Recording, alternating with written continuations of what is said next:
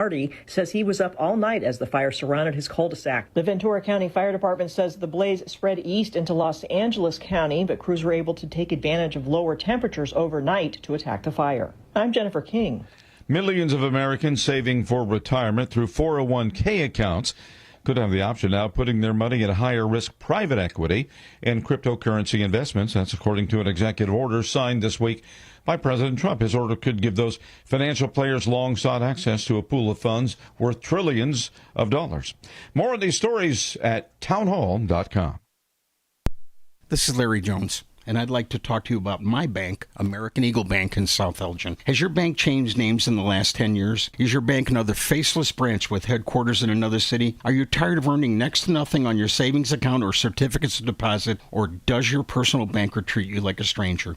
If you answered yes to any of those questions, then you're ready for a new banking experience, and American Eagle is the place for you. American Eagle is a locally owned independent bank that's rooted in the community, and American Eagle customers are greeted by name and treated with the respect that they deserve. American Eagle has an innovative program, Eagle Savings, that teaches your children to save while earning prizes and rewards. American Eagle offers great rates on certificates of deposit. My bank is located in South Elgin on Randall Road between the Target and Caputo's and is open Monday through Saturday.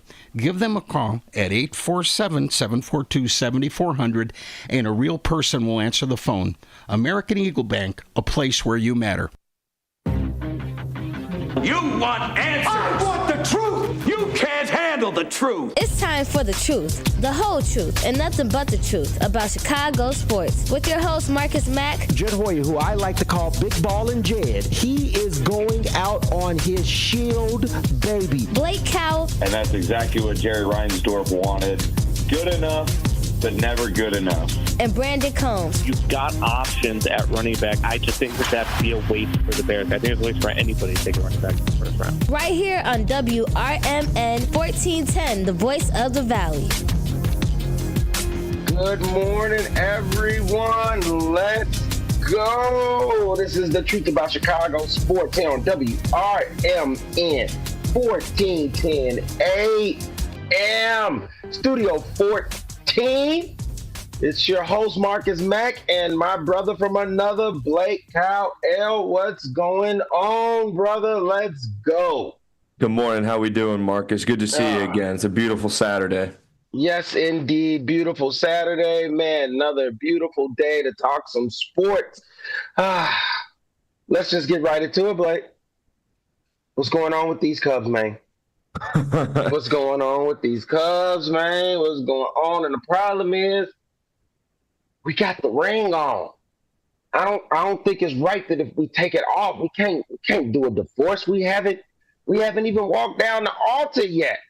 Mm-hmm. Like that ring don't feel right on my finger curve. It doesn't. The Cubs aren't hitting the baseball, and that's the biggest reason this team's struggling. It's fair to say the Cubs are struggling. They're losers of 10 of their last 16 games. That's not good. It's a cold spell, obviously, for the Cubs. It's a streak where they're just not putting runs on the board consistently. They got shut out last night in St. Louis. They took 1 of 3 against the Reds. And while all this is happening, the Milwaukee Brewers keep surging upward, and the Cubs are falling behind in the NL Central. Now, if I'm looking at this Cubs team, there's still a lot of positives, one of those being the starting rotation's still been very good recently, or has picked it up and started pitching really good. Mainly their big star pitchers, Matthew Boyd, Shota Imanaga, Cade Horton. All those 3 have still been very phenomenal. Last night, Matthew Boyd struggled a little bit, and it's tough for me to be too mad at Matthew Boyd because a lot of the runs the Cardinals have had were manufactured out just from getting guys around the bases, playing a little small, hitting the ball where really our guys weren't. There were a lot of infield hits that were just deep in the hole. Dansby Swanson would range to his right, get there, and then it's such a far throw from that deep, especially if you have to dive. The Cardinals were able to just capitalize on that, and the Cubs weren't. Cubs had 6-7 hits in the ball game. All of them were singles. There was not a single extra base hit for the Cubs. It's tough to win. It's tough to single teams to death, and when you're not hitting, when Kyle Tucker is not playing well, Seiya Suzuki's been a little bit better, but still on a cold stretch. Pete Crow Armstrong is ice cold. There's just no one right now on this offense that that's carrying this team, or even like putting together enough competitive at bats to get runs on the board. So right now the Cubs are struggling on offense. It's very apparent. Yeah, I mean the offense is definitely in a rut. I wouldn't say that it's broken. I've heard some pundits really losing on the Cubs in the last couple of weeks, and so you hit the nail on the head originally right off the bat. While the Cubs are in this struggle, the problem is the Milwaukee Brewers are hot. They've won 7 games in a row. Last night they pulled out another squeaker, excellent 1-1 victory over the Mets. And those are the types of things that are really just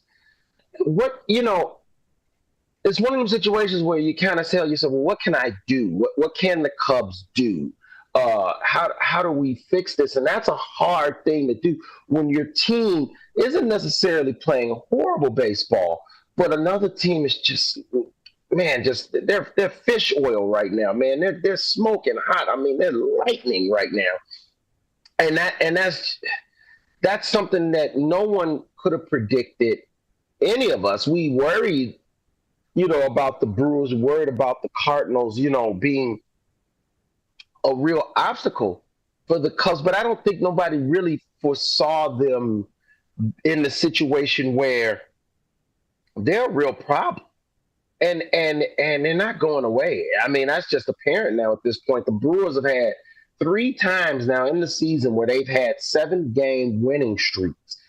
At this point, my initial thought was, last month, in the month of July, and I'm pretty sure you could even find the quote on me, was that, my thinking was that this can't last. Like the Brewers, this hot style of baseball isn't going to be able to keep up because, when you look at their team, it's like, well, okay, who do they don't have a bunch of big name players on their team. They don't have this killer pitching rotation.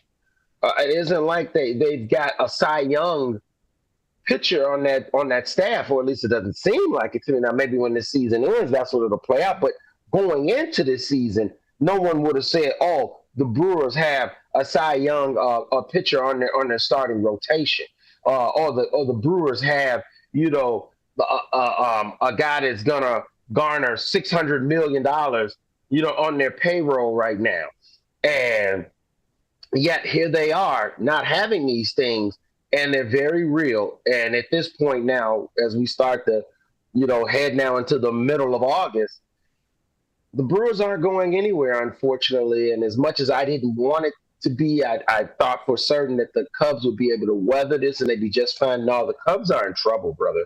5 games out now from first place. This is a real threat. Finger pointing to me is pointless. I mean, although I guess it is pretty easy now, right, to say, hey, that Hawkins, the Cubs GM, and Jed, the president, that they definitely decided to hold on to a couple cards, maybe a few too many for the future. And we're starting to see that because, I mean, it's not just the hitting, it's also pitching as well. I'm not going to act like the Cubs pitching has been lights out in this lull. It definitely has needed some offense for sure, but it's not just all hitting. It's a combination of both. And, could the Cubs have remedied this by trying to maybe get Suarez at that trade deadline? Maybe. But at the same time, too, this lineup was set up at the beginning of the season to where you wouldn't have that issue. Like, if you look at the names that you said that are struggling, Shota, PCA, Cal Tucker, these are the 3 names that Cubs were heavily leaning upon so that we wouldn't have to have this conversation of, well, should they have brought in a Suarez, made that trade from him from the Diamondbacks. This is a microcosm of the fact of that 3 players that very much need for the Cubs to produce aren't doing it. And it's going back to the All-Star break. Since the All-Star break, these three guys are playing not good. And that's just got to call it what it is. And maybe guys have figured out PCA. He's a young guy, that happens. But the two players that got to snap out of it is Suzuki and Kyle Tucker. And I'll let you speak more to the numbers of what's been going on since the All-Star break, just for our listeners out there can understand just how detrimental this is, that these three guys are not producing at all since the All-Star break. And I think that that's just killing this team overall, mentally and in terms of play on the field. Yeah, like you just mentioned, the horses aren't producing. So when I talked about earlier in the season, or when I talked about before the season, Kyle Tucker brings that anchor to your lineup. He brings that steady force. You know that anytime he steps in the box, he's going to give you what we would think a pretty solid competitive at bat. So since June 29th, and this was posted on July 29th, so we're a little past that, but if you still give it a 1 month sample, really for the whole month of July, he batted 208, and on base percentage of 347, slugging of 286, so barely slugging above, or barely OPSing above 700. Still a pretty decent walk and K rate, but he's just not hitting the ball. He's just not getting hits. He's still getting on base. He's walking quite a bit. But when Kyle Tucker wasn't brought on to just walk, he wasn't brought on to just hit singles. He was brought on to hit the ball out of the ballpark. Dansby Swanson has the same amount of home runs as Kyle Tucker right now. If you would have told me that before the season, I would have been quite honestly flabbergasted at that statement, because Kyle Tucker's a perennial slugger. He's done it a long time. He's done it before, and he's just not doing it right now. I will say this, though. We know that baseball is a very up and down sport. We know that it's streaky. Offenses can get streaky. They can get really hot. They can get really cold. We've seen other teams go through it already this year. We've seen the LA Dodgers go through it. We've seen the Detroit Tigers go through it. And right now the Cubs are just going through it. It's part of the game. It's part of the sport. And the good news is they have 2 months to really kind of heat it up and turn it back around. Because if you do look at the standings now, I'm not going to say the NL Central is over, that the Brewers won it. I will say that I think the Brewers are going to win it at this point, because they just don't lose baseball games. The Cubs outproducing the Brewers by 5 games at this point would be a shock to me. And that's more a testament to how well the Brewers have played. They pitch, hit, and run very well. They're just a top-tier organization, as much as I hate to say that. They have guys out on the field that I've never heard about. They've made Andrew Vaughn an absolute superstar. And I know that pains a lot of White Sox fans, and it honestly pains me too. So yes and no, because you know what? I'm always rooting for anybody. I don't want anybody to have a horrible career. That'd be nasty. That'd be nasty as a sports, as part of the sports media. Even as a fan, that's dirty work to call for anyone not to succeed just because it didn't work out for your team. Now, what you don't want is for them to do well when they come back to play against you. But in terms of them playing overall, yeah, come on. Like that'd be like us wishing bad on Justin Fields can't succeed because we've got Caleb. Now that's dirty work. You know what I mean? I'm not gonna play that game. Hey, if he's hats off to Andrew Vaughn for living up to the potential that he was drafted under. This guy was a first round pick. So it's not like it's oh man, what is he? He was supposed to be doing this. It was a shame that he decided to quit on the White Sox, or the White Sox quit on him. However, the way it wants to be played, I'm pretty sure they both can point the fingers at so many things with each other that went wrong. But he's playing lights out, and you know what? Hats off to them. Testament to the Brewers for being smart enough to recognize the move and make the trade that's working out. But you know what? At the same time, too, there's somebody that I have to also take a look at, and that's Craig Counsell. And I was very excited when Jed went out and got him. Jed went out and spent the money. He said to me, I felt like that was the sign. Hey, we're turning this team into a World Series contender. And yet now I'm sitting here looking at a team that's a good team, just like they were last year. They're a good team. Mm-hmm. But they're not World Series contenders. Is this something of a turn to this Craig Counsell? This is what he's got. Hey, I can only do what I can do. Or are the Cubs not getting enough from a guy that they paid mightily to come in here? And let's be honest, they didn't bring Craig Counsell in for them to be a team that's not making the playoffs. I mean, wild card team, we'll take them. That still makes you a playoff team. If the Cubs don't make the wild card, if they don't win a division again, do we need to start looking at Craig Counsell? Yeah, yes and no. I think Craig Counsell has a lot of fair criticism this season. Some bullpen management decisions you've kind of seen this year when the Cubs aren't in the lead of a baseball game, and sometimes they might only be down 1 or 2 runs. He goes through his lower leverage guys that aren't really in the trust tree, and then they go out there and give up more runs to the Cubs. When the Cubs are up, he goes right to his guys that he trusts to like lock down that win. And it's really tough to say too many bad things about Craig Counsell because the Cubs still are 17 games above 500. So it's like, what am I really mad about? Am I mad that the Brewers are playing so well? Yeah, but that has nothing to do with Craig Counsell.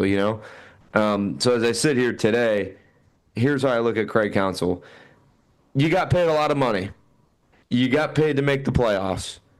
I think that's still very, very much in play. A lot more than what Cubs fans think. There's 47 games left this season in the regular season, and the Cubs are 7 games up on the very last wild card spot above the Cincinnati Reds.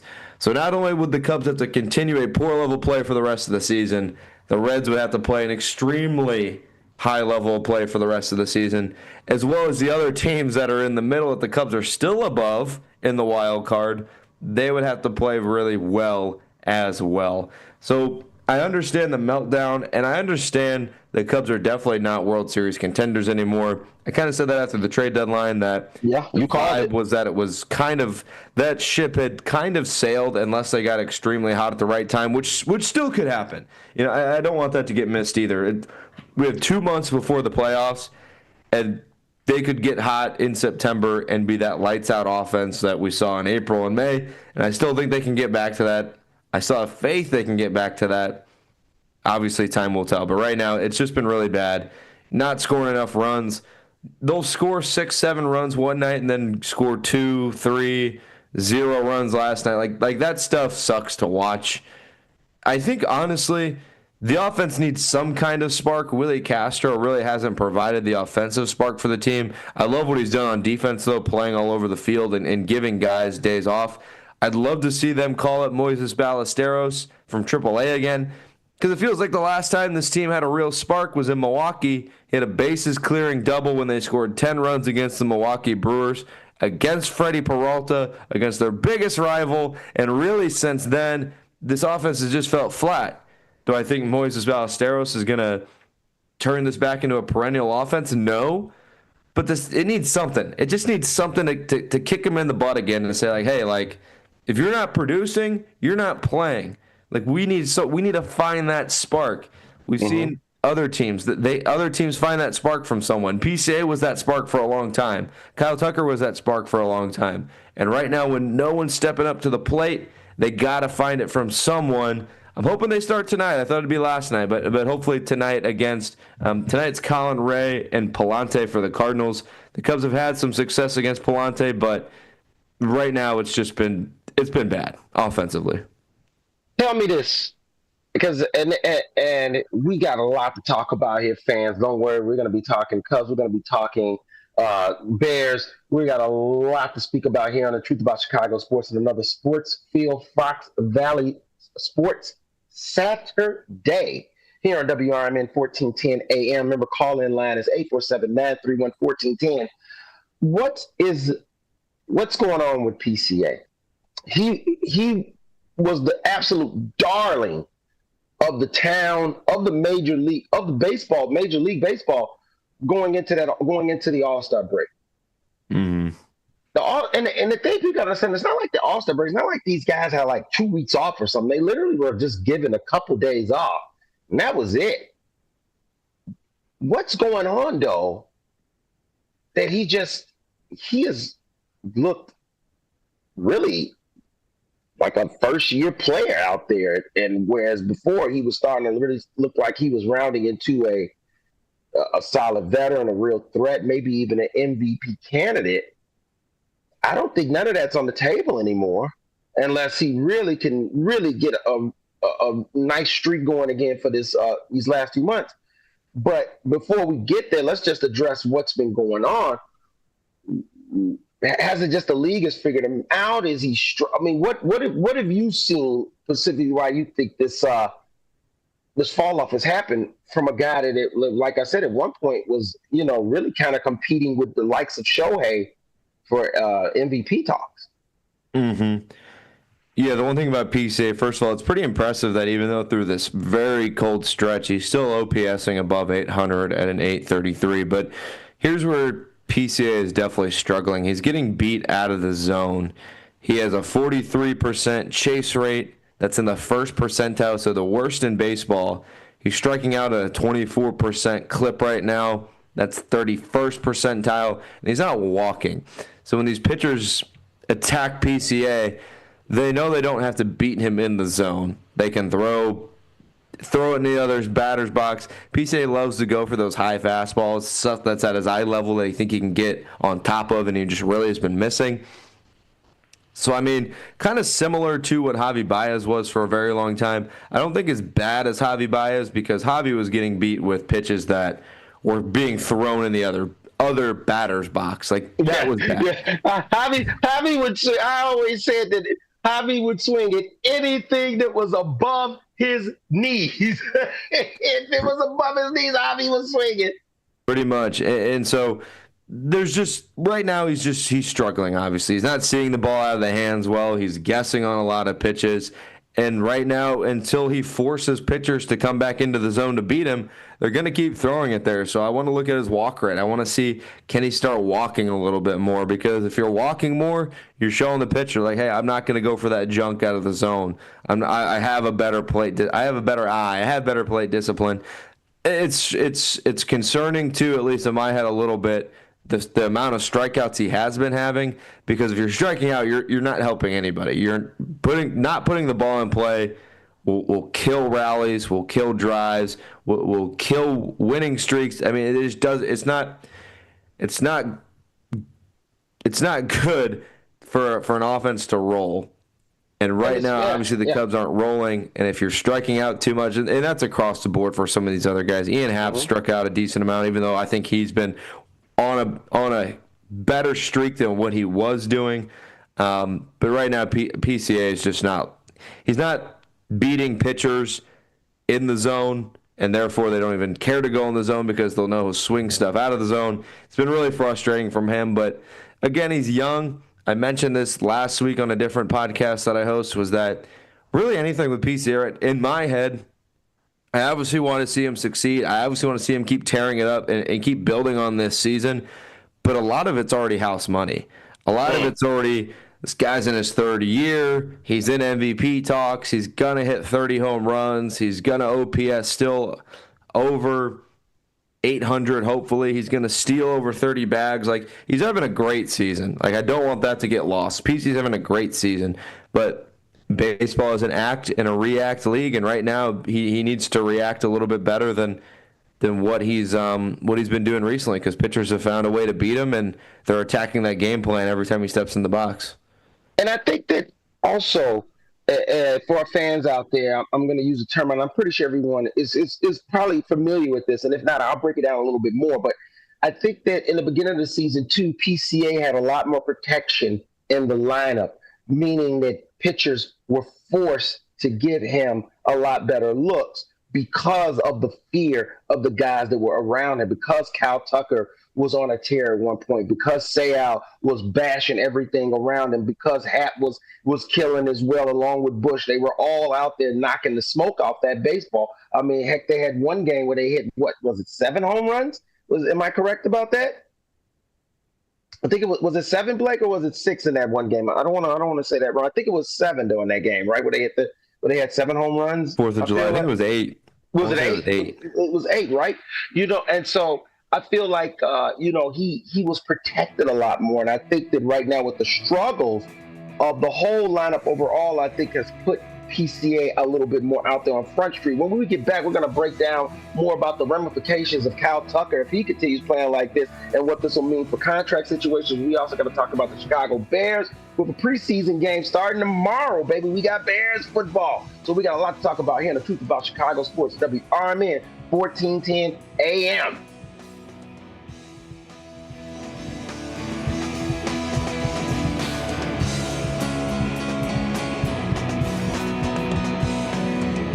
The new novel, titled DUI Jury Trial, is the true story of two lawyers who defend a truck driver who is charged with DUI. If he's convicted, this truck driver faces a lifetime disqualification of his commercial driver's license, which would prevent him from ever driving a truck again. This 3-year legal battle culminates in a courtroom showdown, which involves the testimony of a DUI expert witness. This book, DUI Jury Trial, is now available on Amazon.com and BarnesandNoble.com. Join your co-hosts Mike Tooman and Paul Burvid on our weekly radio hour, Chief Guard of the Republic, where we talk about all things national security, defense, personal security, safety, and dealing with law enforcement situations. Call in 847-931-1410. Ask us questions. We will get you answers. Every week, Saturday, noon to 1 on 1410 AM WRMN Elgin. Streaming on WRMN1410.com. Chat with us on WRMN's YouTube live channel.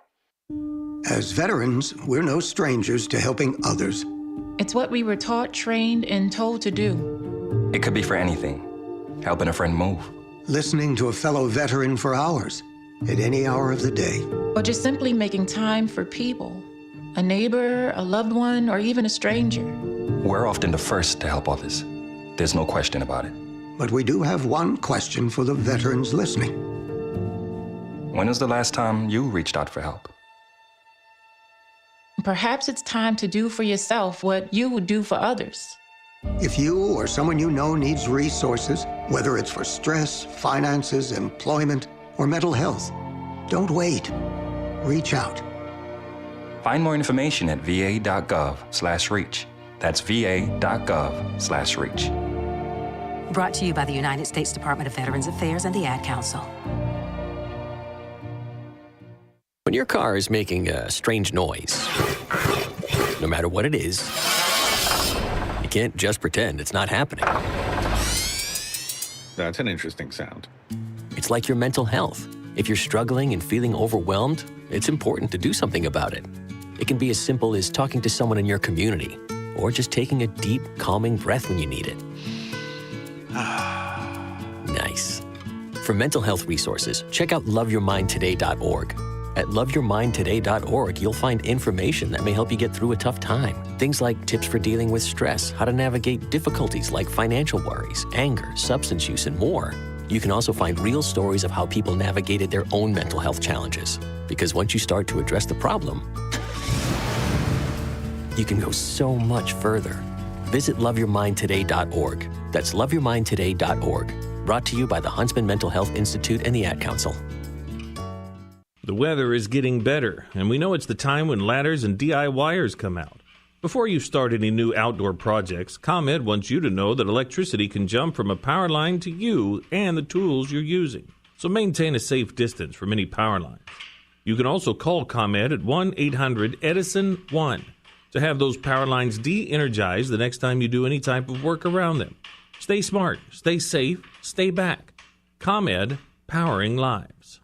Are you prepared for an emergency or disaster? Because it's not a matter of if, but when. Don't find yourself saying, I'll trust water bottles and a flashlight to save the day, but I'll be proved wrong. With a tornado approaching, I'll realize that I lack a wheelchair-accessible shelter. When the floodwaters rise, I'll be up in the attic with 20 cans of beans.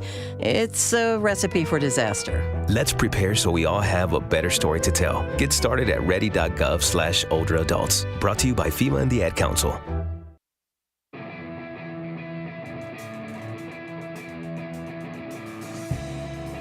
Welcome back.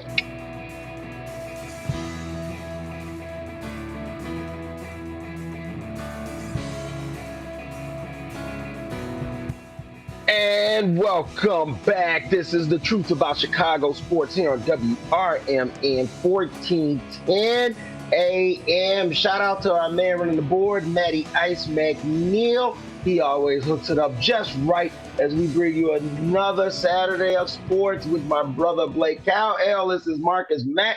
And let's keep this train rolling. We left out talking about the struggles of Chicago Cubs. And before break, I said that that this is a bigger issue, the Kyle Tucker struggles right now. Because one, there's a massive contract that's potentially looming. No, not potentially, that is looming. And two, the Cubs gave up to get. And so now as we sit here in the midst of the one thing that no one wanted was that he would struggle. Everyone wanted this story is supposed to be, hey, right now Kyle Tucker's almost hitting 300. He's smoking the ball. And the Cubs, are rolling. And it's just hey, you know what? Pay the man, pay the man. Now though, now we got something deeper. We got a real issue here at our hands, Blake, because if these struggles continue, where do the Cubs go? Where do the Cubs go? That's a great question. That's $1 million question because millions, potentially 500 million of them. That's a great question though, because Kyle Tucker is going to command quite a bit of money this offseason, but he's not playing like a $500 million player. I've mentioned before, if the Cubs don't do it, another team will. And at this point, am I going to pay Kyle Tucker $500 million to produce the same as Dansby Swanson in terms of home run production? No. I know Kyle Tucker brings a lot more than what Dansby Swanson does, but I'm just using that more comparatively. I don't know where the Cubs go if their offense can't turn it around, and especially if Kyle Tucker walks. You're really banking on the ascension of Matt Shaw and Pete Crow-Armstrong first and foremost. You're then banking on Seiya Suzuki to put together another good season. And that's the last season actually on his contract next year, along with Ian Happ, along with Nico Horner. A lot of these other big Cubs pieces, not like they've all really done much with this team. You have other guys coming up. You're really banking on Ballesteros coming up and having some production. Owen Casey coming up and having some production. I don't have a great answer for you. I mean, if Kyle Tucker walks, this Cubs team is still in the same place it was in 2013 and 2014, where you like some of the pieces you have, but you're not really sure if you have a superstar. In baseball, you kind of need those guys. You definitely need those guys. I would say you need those guys. The Milwaukee Brewers don't need those guys, so maybe they'd beg to differ. But if I'm Jed Hoyer and Carter Hawkins and the Chicago Cubs, I'm still doing everything I can to keep Kyle Tucker because I still think he's a great player. But man, at that price tag, it's tough for me to really rationalize spending $600 million on Kyle Tucker right now. Would I spend $500 million for 10 years? Yeah, I would do that because the salary cap's always going up. All right, there is not a salary cap, but all of these contracts keep going up. And especially after 2026, when they see if they will install a salary cap, I guess we'll get more of an idea of where these contracts really need to lie. However, I still think Kyle Tucker is your best option. He's still your best hitter on this team, even though he's not playing like it. I think right now, at least for this season, if the Cubs offense is going to get back on track, it's going to start with Kyle Tucker hitting the ball out of the ballpark, driving the ball, turning on the ball, pulling the ball in the air. We just need to see it. That's just cut and dry. We just need to see it. It's got to happen. And well, okay. So here's my issue with it all is the reason he was brought in here. He wasn't brought in just to like hold up a roster space or like he was brought in to be a driving force, lead this team. And yeah, his previous play garnered, where, hey, this guy should get a paycheck. But the one thing that I've learned in any sport, you don't pay someone for what they did. You pay someone for the potential of what they're going to do. And right now, that is the issue, is that Kyle Tucker is showing that after coming off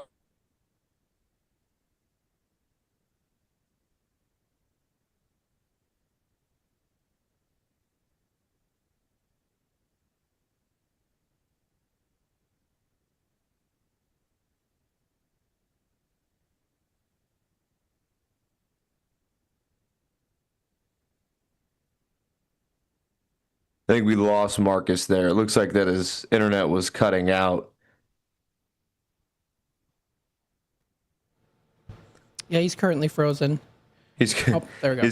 He's currently frozen. While he figures that out, I'll kind of pick up where he left off. I don't want to speak for him, but we'll talk about the Cubs still here. We were talking about is Kyle Tucker and what he's worth in terms of his money. The Dodgers, the Yankees, the Mets, those are all teams that are going to put up a big fight to go get him because they always have the expendable cash. They always have the money. They always have the willingness and the ability to go get those guys. And it's almost an embarrassment of riches. And the thing that has frustrated me with the most with the Chicago Cubs tenfold is Tom Ricketts and the ownership. I understand that Jed Hoyer does really good, I think, for what he's got. I've criticized Jed Hoyer for the trade deadline. I think that was a bad trade deadline for Jed Hoyer. But he still needs the assets to go do certain things that Tom Ricketts just simply won't let him do. But with that, the Cubs lean a lot on analytics. They lean a lot on their pitch lab. They lean a lot on these things that they invest a lot of money into. And if you want my honest opinion, it's not resulting in wins. It's not resulting in championships. It's not resulting in division titles. It's not resulting in these things that matter. Flags fly forever. Banners will hang in the rafters forever. They last forever. Every fan remembers the season their team won the championship, whether that was in baseball, whether that was the Super Bowl, whether it was MJ in the NBA Finals. You remember those seasons. They fly forever. I'm getting to the point, and I like baseball for a lot of different reasons. And one of the reasons that I really am starting to like baseball is because a lot of smart people are in baseball. I think it's a sport where you have to have some knowledge and some wit about what's going on. Now, you can still enjoy the game like a regular fan and just see ball, hit ball kind of thing. And I like to put myself kind of in the middle, but definitely more to the side of just enjoying it as a fan. But this new wave of baseball, this money ball wave of baseball that I respect, I know a lot of people in the game that are very smart individuals and lean a ton on analytics, and they're smart, and they're way smarter than me about this game. I don't give a rip if it means that there's no runs on the board. If the Cubs are scoring 0 runs, I don't want to hear about exit velo. I don't want to hear about launch angle. I don't want to hear about expected batting average. I don't want to hear about this. I care about runs on the board because that's what I'm watching. And if the Cubs aren't scoring enough runs and they're not winning baseball games, then it doesn't matter to me. And I'm really not freaking out a ton about this because, again, losers of 10 of their last 16. Is that great? No, they're 4 games under in their last half month. Sure, whatever. We've talked about it. There's still a ton of time left in August. The Cubs went 14-10 in July, 500 in June, winning records in every month. Just do it again in August. There's plenty of time left to do that. Yeah, and I thank you for picking up the ball there. I had a little momentary freeze. Here's my thing with the Cal Tucker situation, and I'm wondering, going with the whole trade deadline coming into play, do you think that that's the reason that the Cubs held on to their card so tight, because the reality is starting to set in that not only is it going to be hard to sign Cal Tucker, maybe they don't want to sign Cal Tucker to that massive contract. And now, and when they were looking back at this, like, let's just hold our pieces because we're going to move forward with what we've got in our stable, as opposed to trying to trade it away and make this one season magical run. I do truly think that the Cubs are trying to set up for long-term sustainability. And you're right, though, as fans, you don't care about that. You don't care about analytics. You don't care about long-term sustainability, because we all know how hard it is to win in the major league and how hard it is to win a World Series. That's why it hasn't been back-to-back champions in decades. It's just not that. It just doesn't go that way in this sport. But at the same time, too, I also can't get upset for a franchise wanting to have sustainability year in and year out. It's just hard for us, the fans, to swallow that when you know what you want, what's the most important thing, and that's banners flying. and the Cubs should have that same attitude, and I believe they do, but they are an organization. They are not the fans. And an organization does need to set themselves up for sustainability year in and year out. And I feel like the Cubs have done that. It's just a hard pill to swallow when this year looks like they had a real chance. I'm not going to say it's not over. It's because me and all you got to do is get hot at that right time, especially heading into October. But at the same time, it does kind of feel like this season is over, and that's weird. That's a weird feeling when just 2 months ago, it was championship or bust in my mind. Yeah, at least it felt that way, right? Because it felt like the Cubs were setting themselves up to have a big deadline. They were setting themselves up to fix the glaring weaknesses of the team and setting themselves up to then make that push for the World Series. They had won the season series against the Dodgers. They had tied the season series against the Padres. They'd done all the things that made you feel good about them. And now they're doing all the things that make you feel bad about them, like losing a series to the Reds, losing a series to the Kansas City Royals, squeaking by the Baltimore Orioles at home in a series. So now as I sit here and they're down one game against the Cardinals in this weekend series, I'll be there later tonight. Should be a lot of fun. Colin Ray pitching for the Cubs. You got to bounce back and find a way to win this series. And to be quite honest with you, I don't know if they're going to be able to do that. It sucks to say, but they look lifeless. They look lifeless. They're not scratching out runs. If there's one thing that I wish Craig Counsell would do a lot more of, it's play a little small ball, man. Yes. I love the art of small ball. I love the art of getting guys over. Last night, the Cubs, I want to say it was in the 5th inning. They're down 1-0. Nico Horner gets on. Dansby Swanson gets on. Runners on first and second, nobody out. Michael Busch struck out. Kyle Tucker popped out. And Seiya Suzuki popped out. Your 1, your 2, your 3 hitters can't move your runners over from first to second. Lay a bunt down. I don't care who's up to bat. I don't care who's making whatever money. Michael Busch, lay a bunt down. Get the runners over. Get Kyle Tucker up there. Maybe if he sees ducks on the pond, he's going to have a different mindset. He'll be able to slap them in. The problem is that they're not moving runners over. They're not manufacturing runs. They're not scratching out runs. If they're relying on their offense, and if they're relying on extra base hits, and if they're relying on hitting the ball out of the ballpark, they're just not doing enough of it right now. And that's what's frustrating. And it's frustrating, too, when I look at Craig Counsell before the game yesterday on Marquee saying, I need to do something different because we're just not scoring enough runs. And he's making note of this to the reporters, and he's not doing it. And so... And again, I don't know more than Craig Counsell. I'll never act like I do, and I don't want to act like I do. He's a smart dude. He's been around for a long time. But when you're watching the game and you're asking yourself, because like right now, when the Cardinals went up 1-0 yesterday, it felt like the game was over.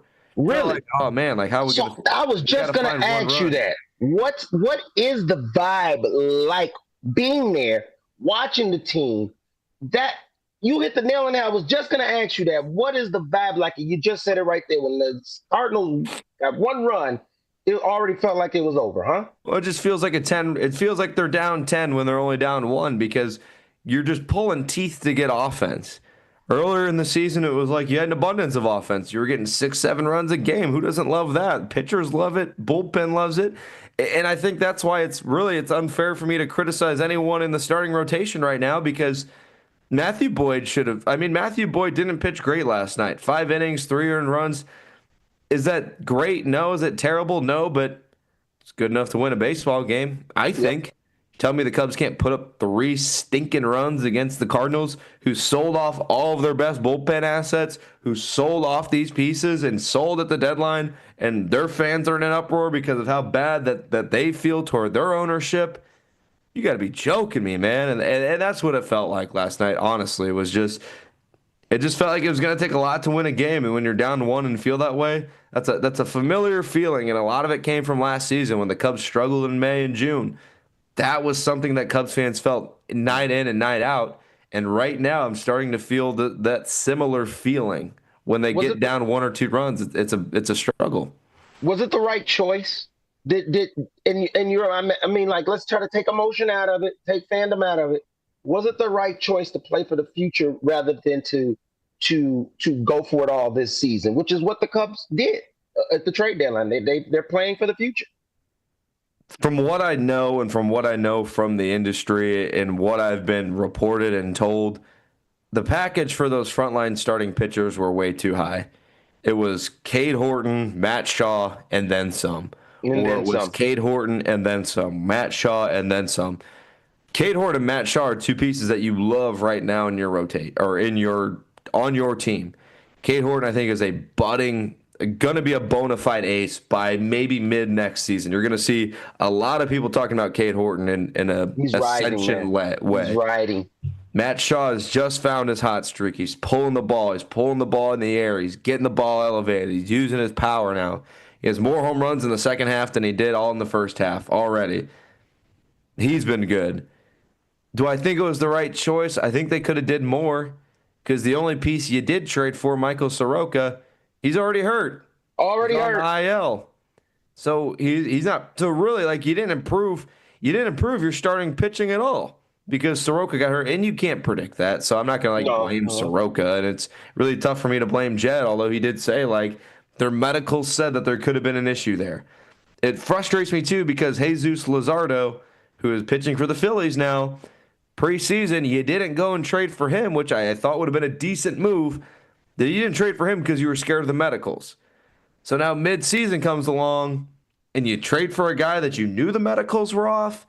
And I just don't like the consistency of the message here. And if you're gonna stick to your plan of saying the future, then I want to see what that future looks like or the health of the organization, because there's not a lot of players on this Cubs team that are going to be a part of the future if you really look at it.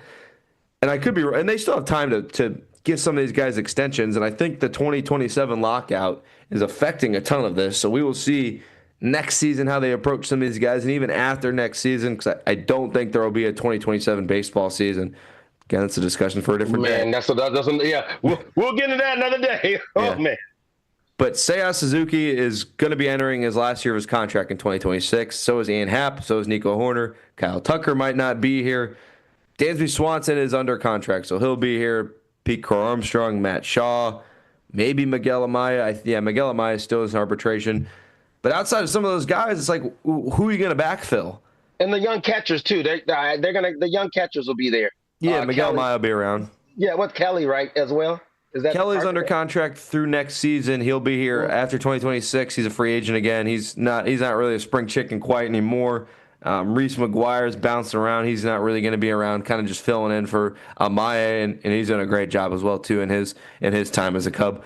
But the point I'm getting at here is, like, you can preach the future, but when is the now? Because if you're gonna say, Owen Casey, we got to keep on, we got to hang on to him because he's part of the future. Where's Owen Casey playing? At this point, probably where Kyle Tucker's playing, because I don't really have enough faith in Tom Ricketts to do the right thing and pay up for Kyle Tucker, or give him what I think should be a good contract. Mo Baller, I think if they thought he could catch, he probably would already be catching. I don't think they believe in his catching abilities. DH is, luckily, at least in the NL, you have a DH position, so you kind of move guys around. I love Ballesteros. I think he's the best minor league bat the Cubs have. I don't want him to get traded. I want him to find his way on this team, but I want him to find his way on the team right now. Get some experience. The offense is struggling. There's these Cubs players giving away at bats right now. Surely you can give me something a little better than what PCA has been giving me. And I'm not saying bench PCA, but I'm saying you can give me some more competitive at bats than what I've been seeing from these teams. So to answer your question, the future's important, but the now is way more important. And that's why I get jealous sometimes of the Dodger fans and the Padre fans of the world, because those front offices do a little bit of both. The Padres, not so much the future, but they love the now. They love the now. They love to compete. They love getting fans in the stands in the postseason. They love competing for championships. I want to compete for those too, and we just haven't been able to in a long time. Yes, man. That's just an excellent breakdown of what's going on there on the north side of town. Now, the other side of town, have the White Sox found a star? Is Colson Montgomery the I guess, focal point piece that this team has needed, man, since Paul Konerko retired? I mean, Colson Montgomery has been very good. I've mentioned it. I've mentioned all season. I really do like what the White Sox have been doing. I like their young pieces. And Colson Montgomery is one of those guys that White Sox fans can look forward to for definitely the rest of this year, but even in the next season.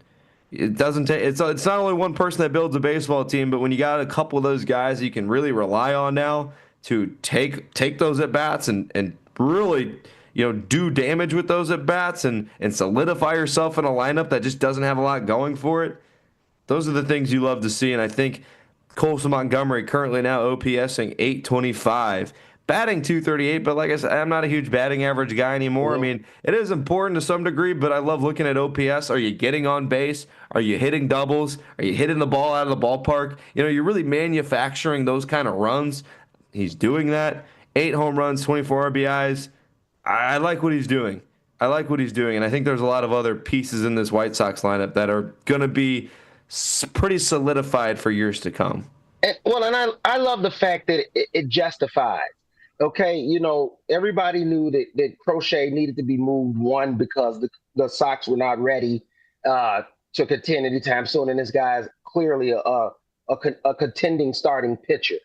His stuff is just that good, and the Sox knew that they could get a lot more in the stable, so that's why they traded. So it's nice to see that it's paying off. Nothing's worse than if you give away a key asset, a guy that's a producer, and then you don't get nothing in return for that. So this was important. He's a very important piece to that deal, because otherwise it's like, well, then why did we trade him? We might as well just paid the guy, kept him on the team, and hey, we could, at least you got a good starting pitcher in your rotation as opposed to not getting that. So no, I feel it's very important that Montgomery, because I thought that he was the real biggest part of it. I know there was other pieces to that trade, and they're starting to show that as well. I believe the young man Teal has started to look pretty solid as well. He was a part of that trade also.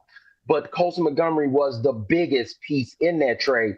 And so to see him now getting his shot, I know he was struggling a little bit at first when he came over in the AA and AAA, but the Sox stuck with him and decided to say, you know what, hey, what do we got to lose? And they give him a shot, and it's starting to pay off. And now you're starting to see a kid that's really, somebody, like you say, a piece that, hey, we could build on with this guy. We could really do something having this guy in our rotation and in our hitting rotation. So yeah, I'm really excited about it. I mean, obviously it's a still small sample, but it's going back to exactly what we were talking about here with the Cubs. If you're talking about the future, then we need to see that future go. And so it's nice to see that the Sox, who have been talking about the future. Well, now we're starting to see what that future looks like.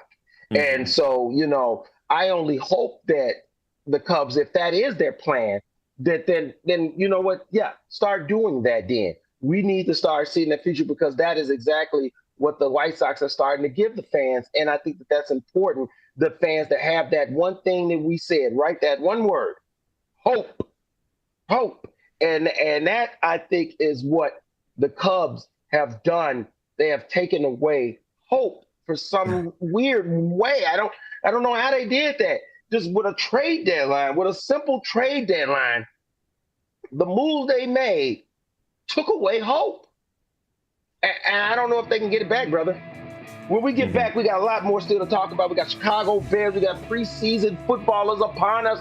Football, Chicago Bears football is upon us, baby. We got a game tomorrow. We're going to break that down here on the Truth About Chicago Sports. WRMN 1410 AM in Studio 14. This is your host, Marcus Mack and Blake Cowell. Holla at your boys. We'll be right back.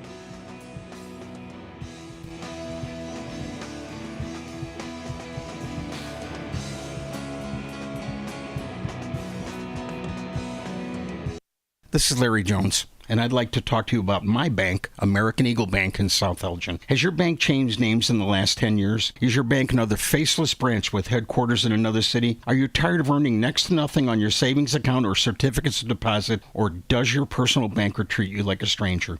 If you answered yes to any of those questions, then you're ready for a new banking experience, and American Eagle is the place for you. American Eagle is a locally owned independent bank that's rooted in the community, and American Eagle customers are greeted by name and treated with the respect that they deserve. American Eagle has an innovative program, Eagle Savings, that teaches your children to save while earning prizes and rewards. American Eagle offers great rates on certificates of deposit. My bank is located in South Elgin on Randall Road between the Target and Caputo's and is open Monday through Saturday.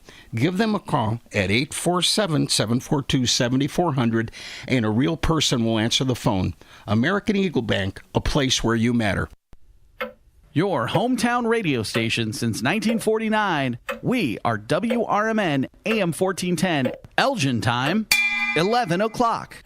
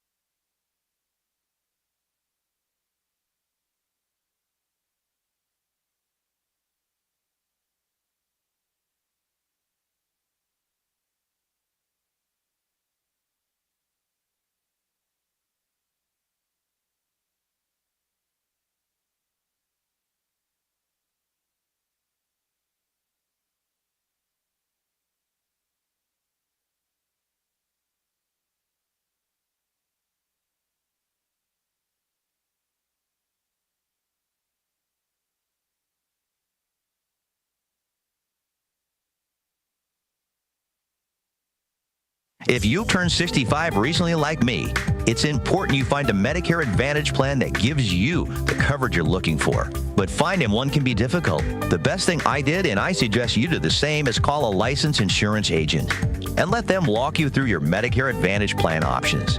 There are so many benefits you have access to, so make the call now and let the representatives explain everything to you. Our licensed insurance agents can offer you a variety of Medicare Advantage plans. Plus, the call is free, the information is free, and there's no obligation to enroll. We're here to make it easy for you to select a Medicare Advantage plan that may work for your needs. Finding a Medicare Advantage plan can be easy if you do what I did. Make a quick call right now to learn more. Thank you. 800-433-3082. 800-433-3082. 800-433-3082. That's 800-433-3082.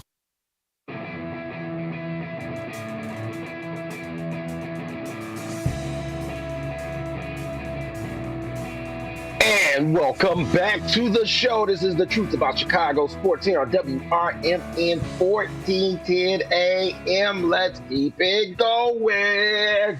We've got a game tomorrow, Blake. We've got a game. The Chicago Bears football kicks off tomorrow. First preseason game will start at noon. Chicago Bears. Wow, baby. Bears are back. Are you ready for this? Bears are back. The Bears are back. Yeah, I'm ready for it. Why not? You get the Bears out there. Not a lot of the starters are playing, though. Ben Johnson said Caleb Williams will not be playing. Is that a good or a bad thing, Marcus? Yeah, we're going to kick it off right away, brother, because that's first and foremost that's on my mind. I keep thinking in my head, what's going on here? At the same time, too, I do understand that it is preseason, and hey, you're the one thing that I've learned about coaches is that preseason is not really. I'm not going to say it's not important to them. It's important, but it's for the guys that we don't. That's not important to us.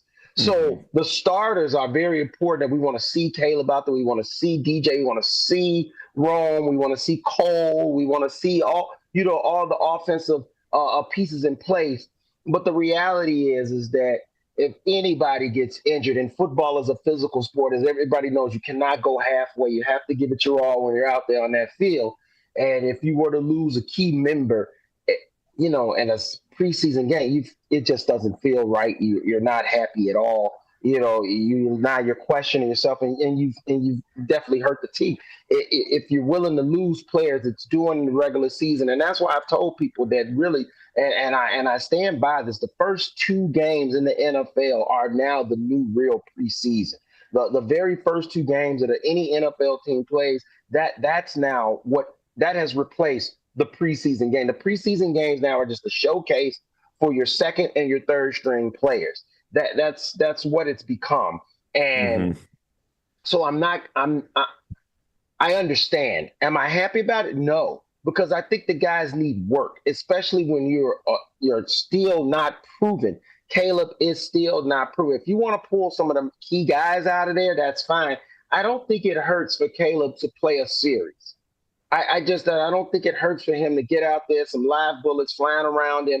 Now, are you worried about the offensive line still? Is that the issue? Is there more that meets the eye as to why you're not putting Caleb out there when you're, still trying to install everything? Everything is new. Your defensive calls, your offensive calls. So, me saying that, none of the starters should play, that's a smart move. I don't think it is.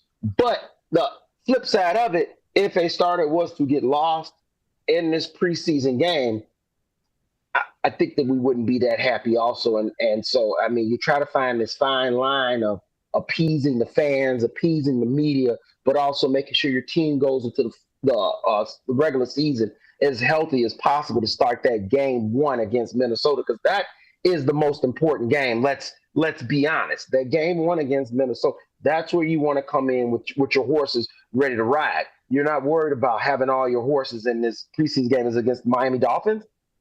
Miami Dolphins. Yeah, the preseason against the Miami Dolphins, who you've already kind of had a joint practice against as well. You did. You had a joint practice with them already, and now you're going to be playing them in the preseason game. So you kind of got some idea of your starters and the work that that they put in with that joint practice.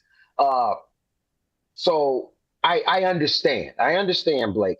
But I'm not happy about it because I want these guys to get work. When you don't get work, that just makes you a little bit more rusty to come and start that first game against Minnesota. And that's what my fear is that there's going to be rust against that first game against Minnesota. And that's the one thing that no one wants to hear, right? No one wants to hear that because this is the time when you could be sharpening that iron and you're choosing not to. So no, I'm not happy about it. I would agree with you on really all of those points. I think it's so important that Caleb gets all these reps. I think it's so important that he gets this live game action. I think it's so important that he works with his first team offense and puts a drive together to go score. Not only for them, but also for the fans too, because we just got done talking about the Cubs and we can go on and on about ownership in this city and team performances in this city. The bare bones of the Chicago Bears have been bad for a very long time. They've been bad. Yes, you get the 2018 season. Yes, you get 2020 that even though they made the playoffs, it wasn't like a great, memorable season, the COVID season, I guess. You got 2010, you got 2006 or whatever year they went to the Super Bowl. That was really before I started watching football. They've been bad. And so as I sit here and read online that Caleb's not going to be playing and the offense won't be playing, I'm a little upset about that because I've seen in the past, and it's not fair for me to not give Ben Johnson the benefit of the doubt when it comes to him seeing what he needs to see in practice. Again, similar to baseball, definitely in football, I'm not smarter than these guys. But what I will tell you is I'm very good at pattern recognition. And so when I see John Fox get a head coaching job, and then I see Nagy, and then I see Tressman and Eberflus and all these guys get head coaching job with the Chicago Bears, I hear the same thing from all of them. And it feels like earlier in the season we always get we just weren't prepared, we weren't this, we weren't that, we didn't get enough reps, or whatever it is, or there's some rust there. Like you just said, there shouldn't be rust in week one. I am sorry. I think that's inexcusable to have rust in week one. That's why you have preseason games. It's not more likely, like the odds of getting hurt in week one of the preseason are still kind of the same as week one of the regular season. I'm not going to say that the outcome's different because, yes, if you get hurt in the preseason, that sucks because that game doesn't count. In week one, it does count. But if you blow your knee out in the preseason or blow it out in week one, you're still out for the whole season. You're still done. So I just wanted to see. So I wanted to just see something. I didn't need to see a lot, but I wanted to see from Caleb just, is there an improvement? Because you'll know in that first drive, is he still turning his back to the defense and taking that big sack? Is he able to throw the ball out of bounds and kill the play? Jalen Hurts got so much flack last year, Marcus, for how often he would throw the ball away. Mm-hmm. And I'm not a huge Jalen Hurts fan even. But if you're throwing the ball out of play, you're not taking a 15-yard sack, you're not getting behind the sticks, and you're not turning the ball over, those are traits of a good quarterback, or at least a game-managing quarterback. I don't need Caleb to be an outstanding otherworld athlete this year. Like, don't get it twisted. I don't need him to be Superman. I don't need him to be Josh Allen. I don't need him to be Lamar. I don't need him to be Patrick Mahomes. But I do need him to be able to sustain drives. I do need to be, if a drive gets killed for the Chicago Bears, it can't be because of Caleb. And last year there was so much of that. There was so much of him taking a big sack. There was so much of his footwork being improper. The small mechanical things that Ben Johnson was brought in to fix. And whether that's getting fixed in practice or not, I don't know. I'm not at practice. I haven't been to training camp this year, and nor am I really even smart enough to kind of know that kind of thing. But you know where I do know that kind of thing is in the games, game speed stuff. If I'm seeing Caleb do the same things last year, okay, what are you doing in practice? But if he's not doing those things, okay, then something's changed. He's getting better. We're seeing the improvement. I'm feeling better about this team. I'm starting to feel the love again. I'm starting to drink the Kool-Aid a little bit. I'm starting to sip on it a little bit. And tomorrow I'm not going to be doing that because it's going to be Tyson Bagent. It's going to be a lot of the twos. And it's still going to be fun because when you see the Chicago Bears in their iconic uniforms running out there playing some football, it's always fun. But I'm a little upset with how that kind of transpired. Yeah, I mean, and like you say, you talk about things that you want to see.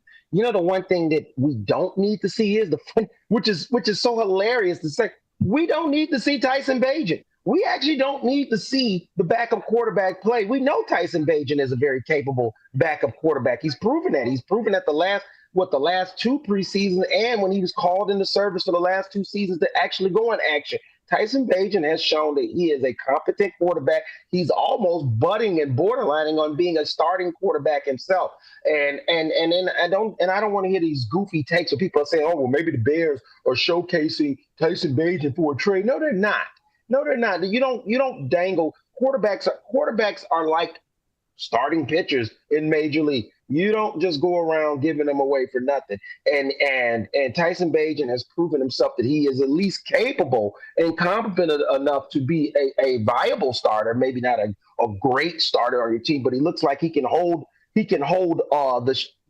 team down. He can at least manage the game properly and help guide a team to victory. So no, the Bears aren't using him as a showcase. This isn't a ploy to showcase Tyson Bagent for a trade. No, this is legit. The Bears are not playing Caleb for whatever reason. Maybe they don't think he's ready. Maybe they don't want to take the chance of injury. Like you said, there's a lot of factors. We could grab. Maybe the offensive line isn't gelled well enough. For whatever reason, they chose to sit him. I don't agree. But the one thing that I definitely already know about, I already know Tyson Bagent. I don't need to see Tyson. And I think that's maybe more of a frustration. If it was something where we needed to get some answers from Tyson, like I said, the preseason for the coaches is mainly about getting answers for your 2s and your 3s out there, not necessarily your 1. Well, you've already got that answer with Tyson Bagent. You already know that is bona fide, bam, my number 2 quarterback. There's no debate. There's no arguing. There's nothing to even think about. So for me to see Tyson Bagent out there running with something, maybe a couple of the 1s, most of the 2s and the 3s, that gives me nothing. That gives me nothing because I know what Tyson can do. Now, there is still a lot of other positions other than quarterback that are going to be watched. But this was, to me, one of the most important to see. Like you said, I want to see the direction the young QB is going. This is Caleb's second year, and I want to see how's he adjusting. This is another offense that he's had to learn. Is he getting it? Even if you just gave me a series, just a series. Even if it was a 3 and out, I'm okay with that because I just want to see how he looks with the bullets flying around him. And I haven't seen that yet. I know that there's been sports media people that have attended practices that have been out there and witnessed them do some live hitting and stuff. And the reports back on those guys, it hasn't been good. Caleb hasn't convinced them that he is ready to take this next leap. Now it is practice, and you're going to be doing things. You're trying new things. There is stuff that you're going to be doing that you wouldn't do in a regular season game. Things you're going to test out to see, hey, could this work? Should we even try this? So I get there's a lot of trial and error that's going on in practice. Fans have to understand that what you're seeing in practice is not always what's going to be an actual game day. A lot of times they're just testing the water, seeing if this play could work. Okay, it didn't. All right, get rid of that. Oh, that one did. Okay, we'll keep that one. And so there's a lot of that going on as well. So, don't think that every time that Caleb throws an interception or the play gets busted up or gets blowed up, it's oh my goodness, this is a disaster. No, it's still a work in progress, and we have to remember that it's 11 guys out there. And so, okay, perfect example. If left guard gets blowed up on a play, running back misses the block as well, and now he's right on top of Caleb. that's so that's going to result in a bad play for the quarterback, and ultimately the quarterback is the one the football, so he's left holding the bag essentially, right? Like, oh, it's your fault. No, it's not his fault. That's because it's a team game. And so a lot of that is happening in practice as well. And you have to remember too, the Bears defense. Here's the part of the story is, and I'm sitting quiet on this because I don't want to jinx this, man, but I got a feeling that the Bears defense is gonna have some nastiness to it, brother.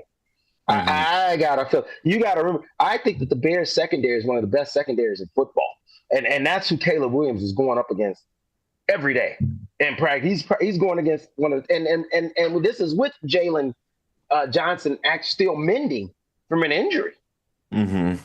Bears got some dogs in that secondary. And so, hey, they're going to win some of those matchups against Caleb. They just are. They're going to win. They're going to win a lot of those matches against a lot of quarterbacks in the NFL because they're just that good right now. And they're full strength. And nothing's worse than a defense that's full strength, man. That it's hard to contend with a top 10 defense that's fully healthy, and that's what we're looking at right now. You got the hitman back, you got Billings back, you got Montez Sweat that's 100% healthy again. You got some dogs that are ready to eat on that side of football, and so they're not going to make anything easy for anybody out there. And so the reports have been coming in that Caleb has had struggles, but there's been reports in also of days where Caleb has really looked good and has had the offense humming. And so, that's another reason why I want to see it against another opponent, because, is that iron getting sharpened? We're not going to get those answers tomorrow. And we'll get some other answers, and we're going to talk more about that. Like I said, we got a lot of Chicago Bears to talk about, but I wanted that answer first and foremost of how Caleb is looking in the new offense. A lot of that too, and speaking briefly on the defense, or really just speaking of the whole body of work, that's part of why I think it's frustrating that Bears fans aren't going to get to see this the starters go for at least a quarter or for a drive or whatever. I'm online way more than I should be. I want to preface that first. I scroll Twitter way more than I should be. But the only things that really go viral are the bad clips. So this video of Caleb Williams missing the net a few times, and he turns around and he's kind of screaming at himself. Well, then a video 2 days later after he gets slandered online for showing too much emotion and missing a standing target. There's a video the next day of Caleb drilling the net 5 throws in a row, and it's just bang, bang, bang, bang, hitting his target every single time. Which clip went viral, you think? The one that he missed a bunch or the one that he nailed every shot? The one that he missed a bunch. So this stuff online spreads like wildfires, and you don't need a professional to tell you that social media loves just getting clicks for a lot of it. I want to see the whole body of work, because when you're seeing all the context around the game, you can decide for yourself. Do you like Caleb Williams and what he's been doing, or do you not? A lot of people, unfortunately, make those decisions off a little 10-second clip, and I get it because it's football, and as sicko football fans, we are just starving to see something. We're starving ourselves to see some fun clips, or just Caleb in a uniform and running around, and Ben Johnson, and even the clip of, I want to say it was Tyreek Stevenson kind of getting in the grill of Ben Johnson over there on the sideline, talking a little smack. I mean, it was Jaquan Brisker, actually. My apologies. I saw a clip of Jaquan Brisker blowing up a play in the backfield, and then he kind of gets over toward Ben Johnson and starts kind of talking a little trash, like that fires me up for football. So I think it's the overarching theme of I wish that the starters were playing, but they're not. But there's still going to be a lot of interest. I still think watching whoever was left tackle. I mean, all of those guys are going to be glued on that position, and that position and it should be wrong. Yeah, and it should be. I mean, I'm assuming that I guess Braxton Jones might not be playing because he's still hurt. Will Ozzie get those reps? Is Amagaji just going to get those reps? We'll see. I have no idea. I haven't seen really any report of who's going to be taking a lot of those snaps to start, who's going to be getting him down the street. Even other guys, like injuries are going to happen this season for the Bears. There's going to be offensive linemen that go down at some point. That's something that is going to happen. So, I mean, a lot of these second stringers, I mean, those are guys that are going to be fighting for swing tackle. Those are guys that are be fighting for just straight up backup positions. Who's the first man up off the bench? You know, Doug Kramer, he's still around. I hope he just plays a lot of fullback this year, but you know, he's going to be getting some of those reps too. So it's going to be interesting, a lot to see too, offensive line and even defensive line as well. You know, Austin Booker, is he going to get any of those reps? Noah Sewell, a lot of these guys. So just because the main cast isn't playing doesn't mean you can't watch and watch for certain things yourself, and it'll be exciting regardless. Well, you know me. I'm a sports junkie, just period. And when it comes to the Chicago Bears, I might be a tad obsessed, but that's neither here nor there. So I watch every game. There isn't a game that I don't watch, and the crazy part about it, I watch the preseason intensely. I watch the preseason almost as if I'm a GM myself, because that's exactly what I'm looking for. Who's going to be that next man up? Because I know, we all know, injuries are going to happen. And so, you know, now, last year, I was very excited. I wanted to see Tyson. I needed to get those, but you see what I said? I got those answers. Like, we saw Tyson play last year, and we were like, wow, okay, yeah, this kid's going to be a very good backup. You know, but we needed to see that. And we got those answers. We know Keenum can play. He's a veteran. He's been in the league forever. We're not worried about what Casey Keenum can do out there on the field. So I guess that's really the real issue, is that the main part, the one of the most important positions, is still sitting out there with question marks. But no, make no mistake about it, we are going to get answers at other places. And yeah, when it comes to that left tackle position, my eyes are going to be glued, because from what I'm hearing, Ozzie he doesn't look quite comfortable there yet, and that's understandable. He played a lot of right tackle in college. He played some left tackle, and now he's coming into the NFL, and you're going against the best. You're not going against some guy that might be a lawyer one day. You're going against a guy that gets paid to play in the NFL, and he's a grown man, grown beast that's been working and lifting for years and licking his chops for guys like you who just walking in the league. So yeah, he has looked a tad uncomfortable. Reports are coming out, and Braxton's not 100% yet. He's just not. And the Amagaji is still looking like a project, because Ozzie's been getting more reps with the first team, and Braxton's been getting reps with the second team, and Amagaji's kind of been just floating. I hear he's kind of been nicked up a little bit too. And so I don't know. I mean, really, Amagaji still is that question mark. We need to see if Amagaji can play. He's a third-round pick. I told you, there's no picks wasted, man. He was a third-round pick. There's no picks wasted. Kareem Amagaji, it's time for you to step up and say, hey, I'm a football player too. So I'm hoping that Amagaji is out there. Amagaji, more than anybody, needs to be out there on that field tomorrow, playing and showing that he deserves, because he's playing a key role at the Chicago Bears. The left tackle position is not something to joke at, and with Braxton Jones still struggling, maybe might not even be ready by week 1. We're going to need one of those guys, Ozzie or Kareem Amagaji, to step up and be competent enough to stop a nightmare on the other side of the football known as a defensive end, who's going to be looking to eat, and is going to be looking to eat real well come that first game in Minnesota, week 1. I love that you finished that with at least Minnesota, because game reps are important. We just went over that. Week 1, you face Brian Flores, who's been around this league for a long time, who's really good at coaching defense, who's a dog, who's going to send creative blitz packages after you, who's going to get after the quarterback. You got 3 weeks to get ready for him, or I guess whatever week we're in now. I mean, 3.5 weeks. 3.5 weeks, Bubba. That's a stretch, closing. You know? It's closing fast. It's closing in. And you've got me messed up if you don't think Brian Flores isn't already crafting that game plan for the Chicago Bears, because he is. Yes, indeed. When we come back, we're going to still break down more Chicago Bears as we got the first preseason game tomorrow at noon. We're going to be talking about more Bears and then more Bears and then more Bears here on the Truth About Chicago Sports, WRMN 1410 AM. Calling number 847-931-1410. Holla at your boys. We'll be right back.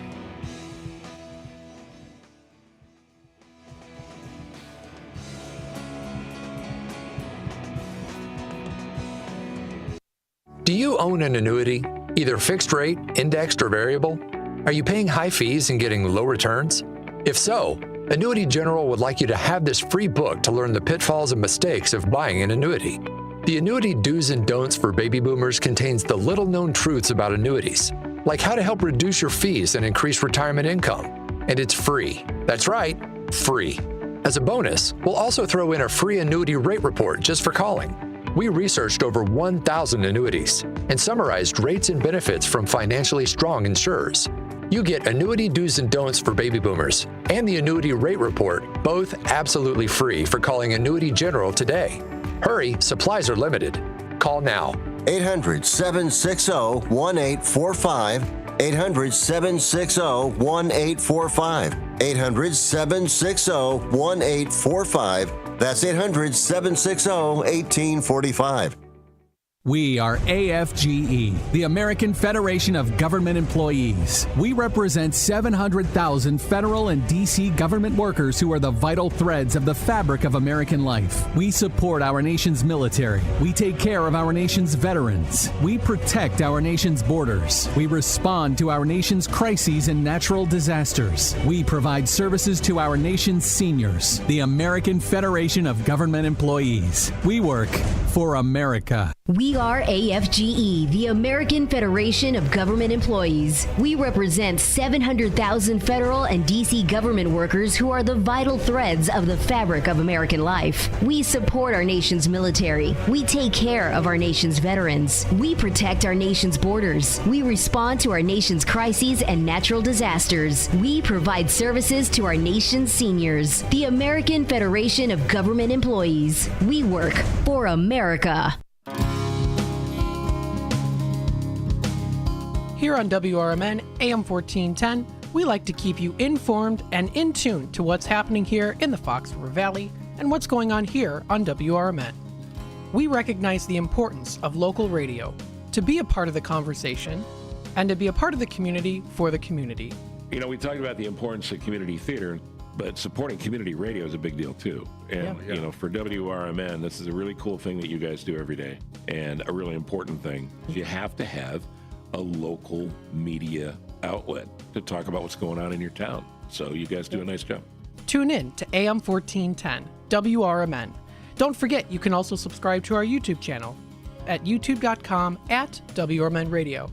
Keep in tune and informed on what's happening here in the Fox River Valley, right here on WRMN.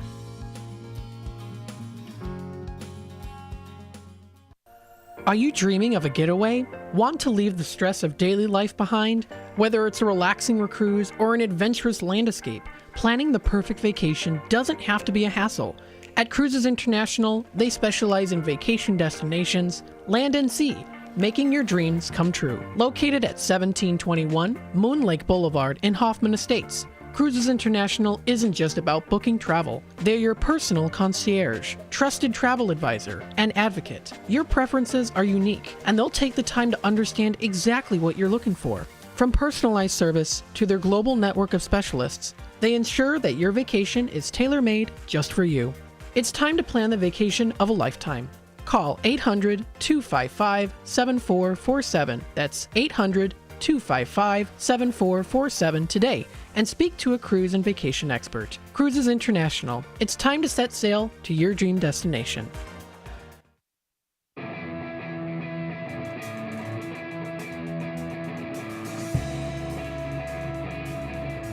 And welcome back to the show. This is The Truth About Chicago Sports here on WRMN 1410 AM. You're sitting here being driven and listened by Marcus Mack and Blake Cow. Al, as we bring you nothing but the truth here on WRMN 1410 AM. Call in line 847-931-1410 if you want to holler at your boys. We left off talking about Chicago Bears with a Chicago Bears preseason game tomorrow at noon as they take on the Miami Dolphins. And as we know, most of the starters, now reports are coming out, most of the starters will not be playing in this game. And, our displeasure is definitely there, because, like I said, I don't want to see this team coming out rusty. I don't want excuses. That's really what it comes down to, Blake. I don't want excuses. When week one starts, I want this team to hit the ground running. And they need to. The first three games are no joke.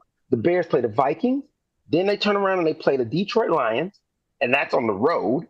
And then they're going to turn around and play the Cowboys, who look like they're going to be pretty lethal this year with adding Pickens and CeeDee Lamb now in their receiving core.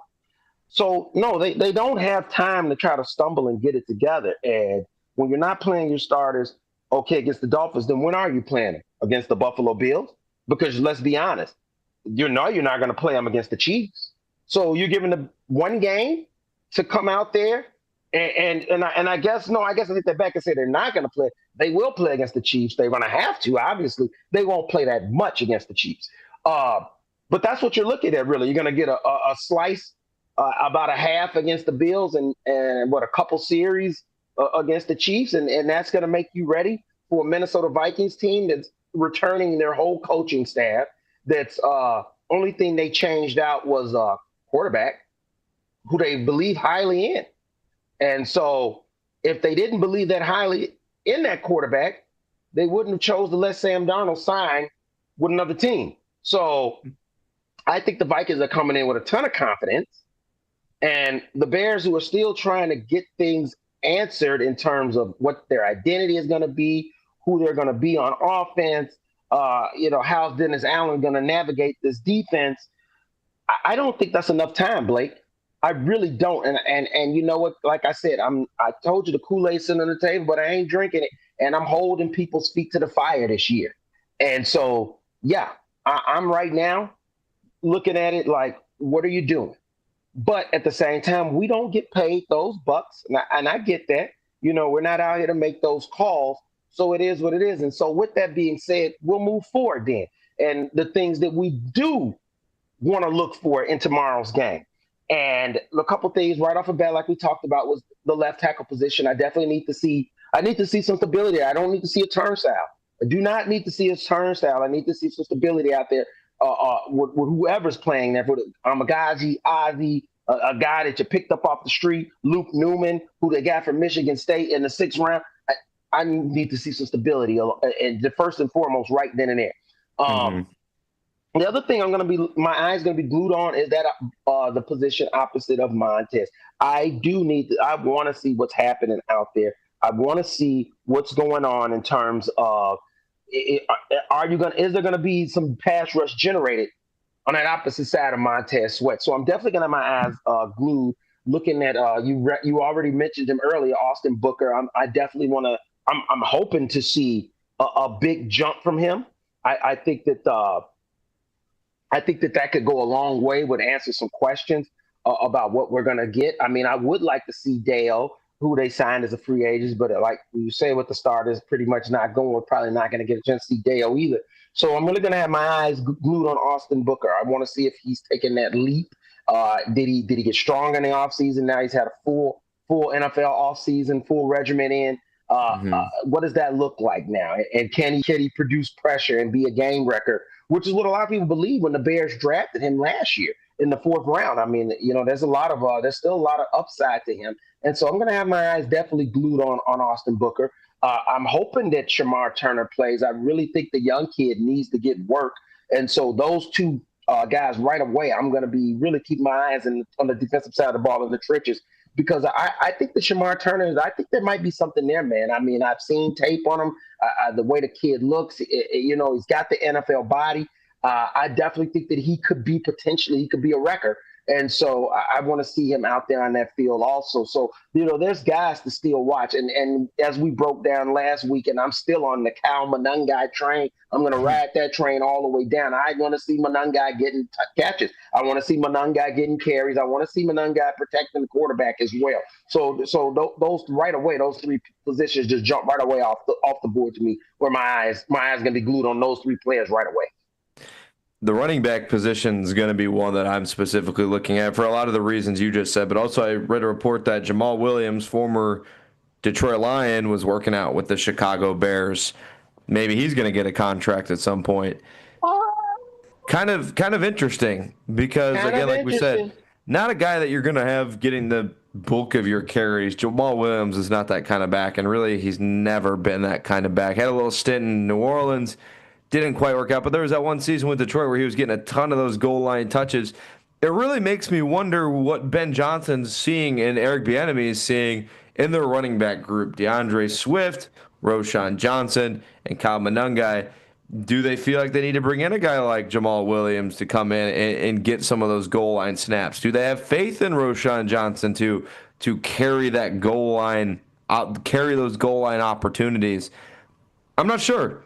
I'm really not sure. But that's why I think tomorrow is going to be good to kind of see what these guys can do. Is Kyle Monangai, is he going to be a piece for this team that they believe can contribute?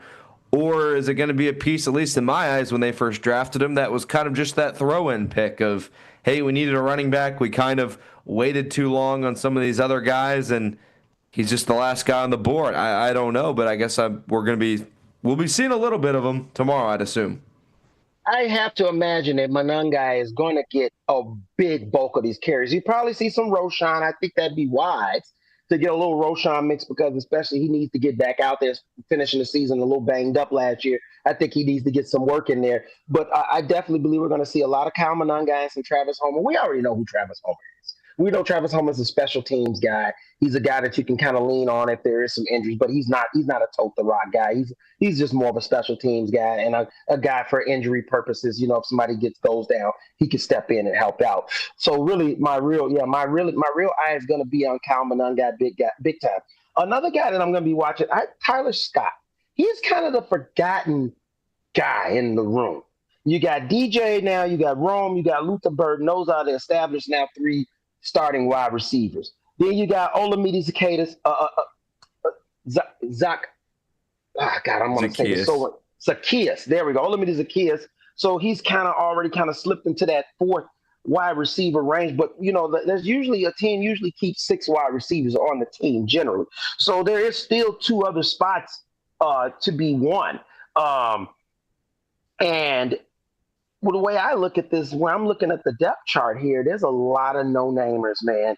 And Tyler Scott needs to beat these guys out. If Tyler Scott gets beat out by Devin DuVernay, Miles Boykin, Maurice Alexander, Samori Torrey, John Jackson, J.P. Richardson, and Jody Walker, I'm sorry. Tyler, come on, man.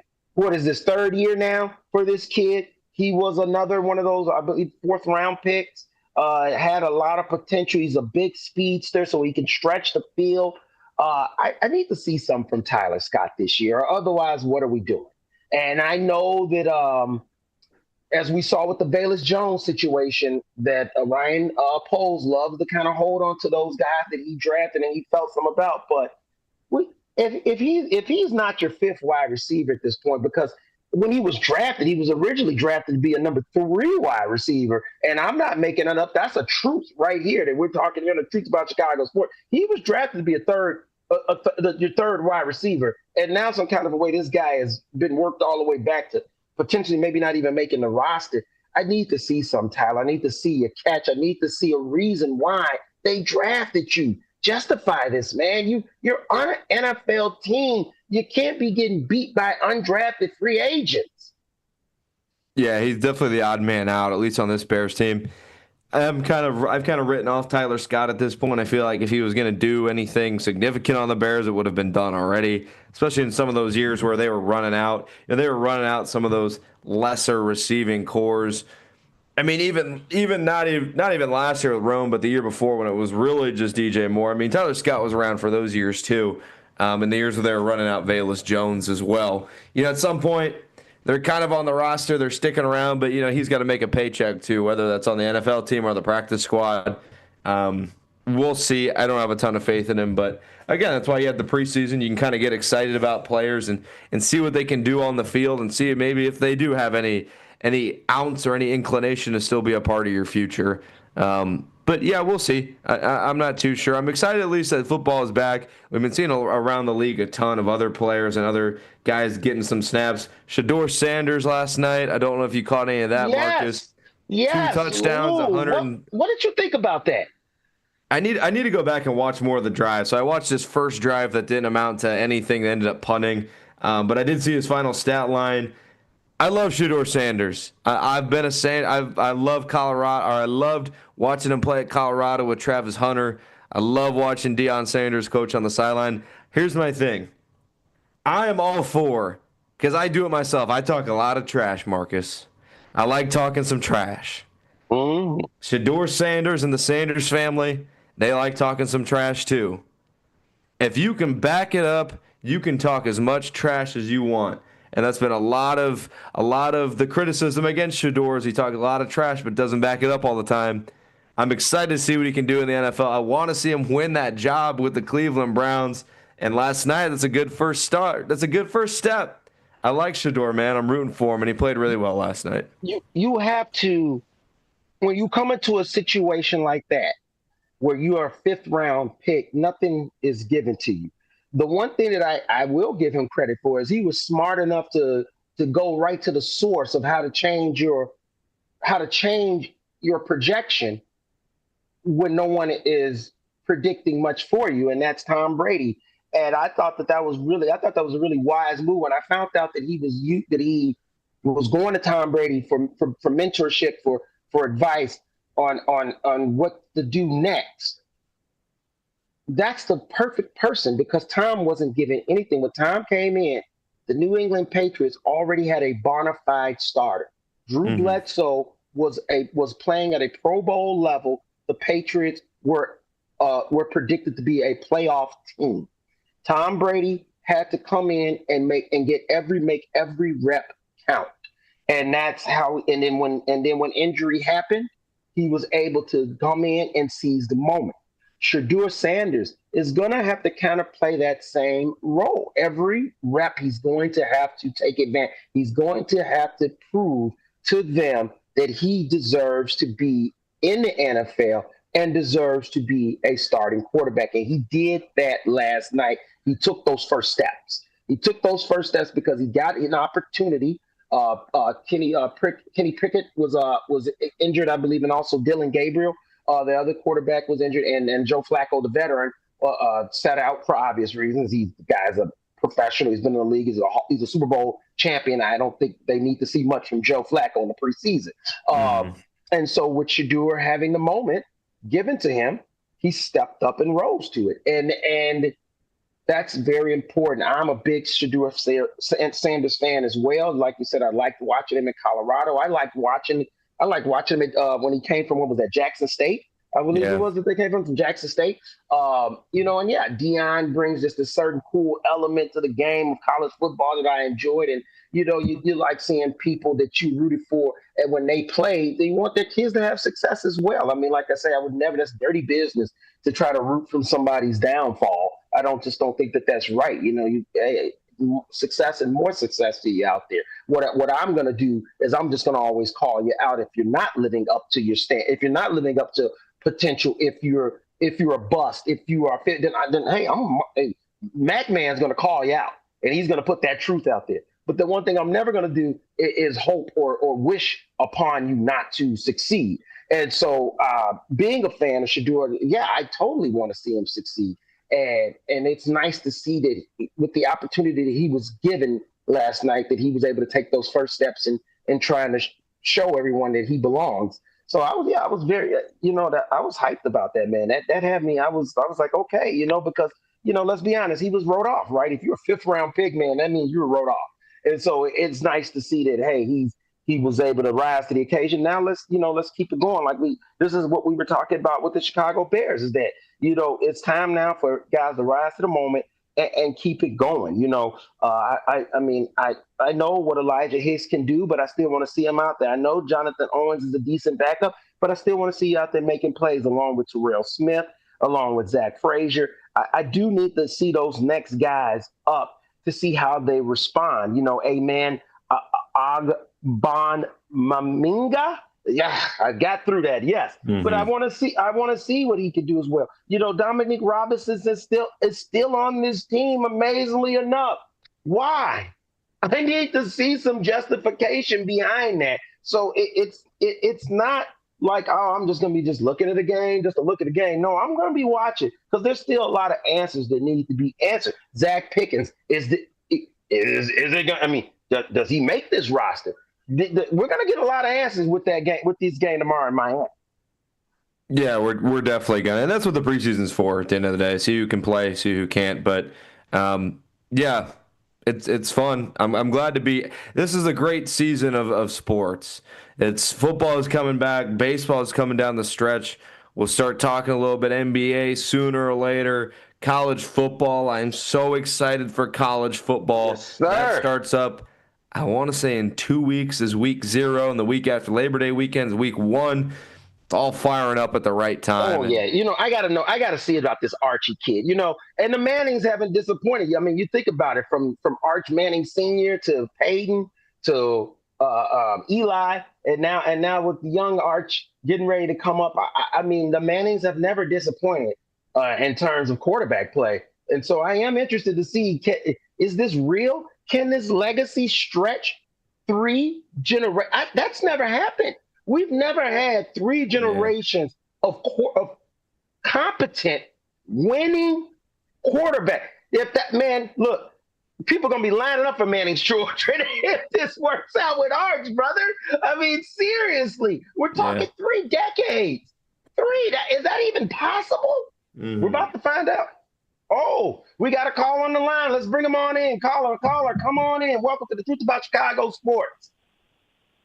Yeah, I'm calling about my comment for Shedeur Sanders. I watched the end of that game and all the replays and his interview on the field, and then I think after the game they interviewed a quarterback. He seemed hypnotized to me. That's just something that comes out. But, yeah, it was very interesting. And if he's number 4, who are the other 3 bums? I know Flacco and whomever else, the guy that's injured, he gets paid all the money, Watson.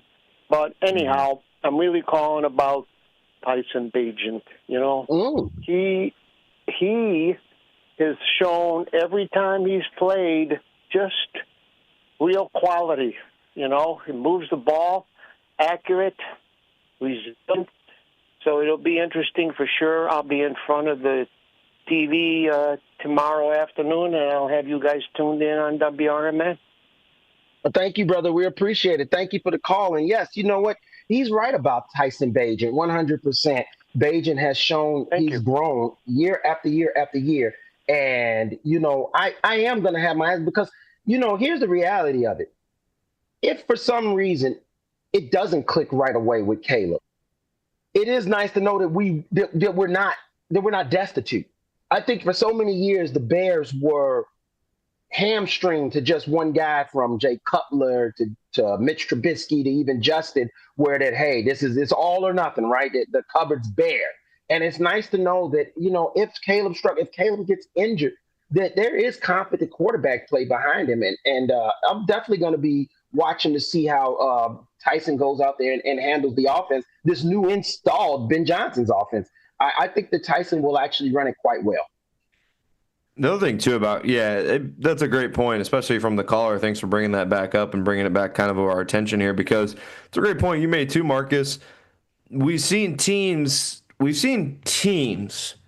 when their starters go down, the backup doesn't miss a beat, and that's because the system in place is sound. It's a sound system. You look at the Rams from a few years ago. Matt Stafford goes down, and Baker Mayfield. Okay, he comes up and plays at a very good level. We've seen it with the Green Bay Packers. When Jordan Love gets hurt, Malik Willis comes up right behind him and plays at a very sound and efficient level. We've seen it with the 49ers. When their quarterbacks go down, a guy named Brock Purdy comes up and plays at a sound level, gets them to the playoffs, has played in the Super Bowl. When the system's in place, the rest kind of falls behind it in a very efficient way. And now that you have Tyson Bagent, who's played at a high floor in the NFL, I think, yeah, like you mentioned, when Tyson Bagent comes in, he plays at a high floor a lot. Plays at the high, he's able to do a lot of things that a lot of starters can do. But he does a lot of things that a lot of backups can't do. And a lot of that's just commanding and efficiently running an offense. And now that the Bears have that similar system of Ben Johnson's, I guess, you know what, Collar, you got me a little fired up to watch Tyson Bagent tomorrow. I appreciate that. Yeah, he's got me a little fired up now. It kind of spins it in a positive light as the show's kind of wrapping up to a close here. Of the Stars aren't playing around, but yeah, Tyson Bagent. God forbid Caleb Williams goes down at any point during this season. But you'd love to see it if the backup can always come in and play at an efficient level and keep you in games and win you games that you can still win even though your starter's not on the field. Yes, indeed. And once again, that game is going to be at noon tomorrow. Eyes will be glued on the TV. We got a game today as well. Big matchup. Chicago Sky will be playing the Fever. I don't know if we're going to get a Reese return from injury. I think Caitlin might be back. I'm not 100% sure now. I don't want to quote wrong things here. But it's going to be a good match today at CBS 6 o'clock, Central Time. So make sure you guys check that out. I'll definitely be watching that game. It's always a good rivalry matchup. And like I said, hopefully we can get a little Reese versus Clark, even though they don't play the same position. I always still love when those two go at it. Yeah, it'll be interesting. Interesting to see. Like I said, the sky is taking a turn for the worse. The sky is falling for them this season. However, when you got the Sky and the Fever matching up, it's going to get the clicks. It's going to get the eyeballs. People are going to be watching for a bunch of different reasons, but you're there to watch some basketball, and maybe the Sky can upset the Fever today. Yeah, and I'm looking at the injury report. Yeah, Reese is going to be out today. She's expected to return on the 13th. Caitlin Clark will not play in this game. Also, she's expected to return on August 12th. So we won't get the classic Fever battle that we love to see, but at the same time, that's always a good match when these two clash. And hopefully, we can come away with a victory because, the Sky right now this season is a wash. It is what it is, and especially it seems like injuries are starting to take its toll too, as now Ariel Atkins has been out for some time. They've lost Michaela Onyewere and Angel Reese being out, and then Courtney Vandersloot obviously is out for the year. So, it's been tough sledding and definitely not the season that we were hoping for. But like I said, still going to be checking this game out because I always still love the rivalry there. It's a good matchup whenever you get Chicago Sky versus Indiana Fever. So it should still be some good basketball and some good play. So hopefully everybody will be checking that game out later on today. Make sure to check out some Cubs baseball. Make sure to check out some White Sox baseball. And then we got some football tomorrow. So, it's pretty set weekend there, Brother Blake. As you know already, I'm going to be sitting and glued to the tube. My brother, what's going to be going on with you? Going to the Cubs game tonight. Going to try and get this offense sparked back up. Bring your bat. If you got to go out there, look, just swing at the fastballs, Blake. Just swing at the fastball. Yeah, I'll have something. I'll have something ready. If they need a pinch hitter, I'm always available. I'll definitely get paid a few bucks to go out there and do what the offense has been doing right now for them. I can't do much worse, I don't think. So, no. Gonna be fun at the ballpark tonight, and then tomorrow probably just hanging out. Might find a little time to golf, but just enjoying what bit of summer we have left. Because really, after August, it's back to the fall, and I love the fall too. But summer's my favorite. I can't believe it's already almost over. This has been such a great summer too, man. I'll tell you, this is definitely my favorite season, but in terms of weather, but because of football, I'm able to live with fall and winter, definitely. But I'm looking forward to a great weekend of sports, and hopefully everyone out there can be safe. We always love everyone for joining us. I want to thank once again Maddie McNeil on the board. He always comes through for the executive producer. Shout out to the boss man, Brother Dean. We also want to send a shout out to Dennis Sonar Green, our program manager. and all of our listeners out there. Once again, thank you for spending time here in the Truth About Chicago Sports at WRMN 1410 AM with your host Marcus Mack and Blake Cow, as we bring you nothing but the best and the truth about Chicago sports every Saturday, 10 a.m. to 12 p.m. here on WRMN 1410 AM. Geyer and his sports czar takes will either have you nodding in agreement, yelling at the radio, or in all honesty, a bit of both. With the way the Chicagoland sports and sports are in general, there's bound to be thrills, chills, and oh my God moments. So get your snacks and libations ready, because this is going to be a wild ride. Big Top Sports with Derek Geyer's quirky and insightful Fanatics take will make you feel a little or a lot better about your Chicagoland sports viewing experiences. Tune in to Big Top Sports with Derek Geyer every weeknight from 6 p.m. to 8 p.m. Your hometown radio station since 1949. We are WRMN AM 1410, Elgin time, 12 o'clock.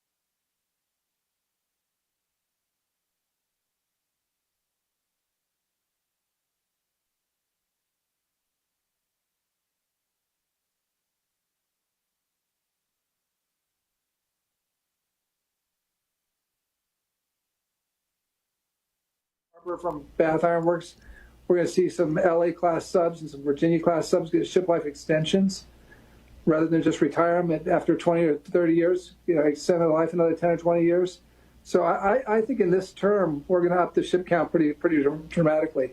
O'Brien was interviewed by the Salem Radio Network. Nagasaki has marked the 80th anniversary of the U.S. atomic attack on the southern city in Japan. Survivors are determined to make their hometown the last place on Earth ever to be hit by a nuclear bomb. About 2,600 people attended a memorial event today at Nagasaki Peace Park. Breaking news and analysis at townhall.com. Far more beachgoers than usual have been getting an unexpected shock this summer as jellyfish numbers bloom along the Delaware coast. Many beach patrol captains, like this man, say they're seeing the most jellyfish activity and stings in recent memory. This year we have started to keep track of the data, where in the past, we didn't, because we had maybe 5 stings total from Memorial Day to Labor Day, and now we've had 92 stings just in one day. Retired marine biologist Giselle Mueller-Parker says the jellyfish bloom may be rising in coming years as well. We can't ignore an event like this and say, oh, it's just a one-time event. The polyps resulting from this jellyfish bloom will make more jellyfish next year, if the conditions are right.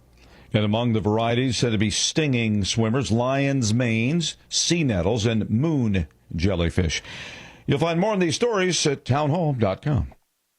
Join your co-hosts Mike Tooman and Paul Burvitt on our weekly radio hour, Chief Guard of the Republic, where we talk about all things national security, defense, personal security, safety, and dealing with law enforcement situations. Call in 847-931-1410. Ask us questions. We will get you answers. Every week, Saturday, noon to 1 on 1410 AM WRMN Elgin. Streaming on WRMN1410.com. Chat with us on WRMN's YouTube live channel. Chicago defense attorney Mark Schieblo has co-authored the book titled DUI Jury Trial, which is a true story of a DUI case that he defended. The accused was an Illinois truck driver arrested for driving under the influence of alcohol. This book contains facts about the case from the date of the arrest up to the jury's verdict, and this nonfiction novel also includes the transcripts from the jury trial itself. The book DUI Jury Trial is now available on Amazon.com and BarnesandNoble.com.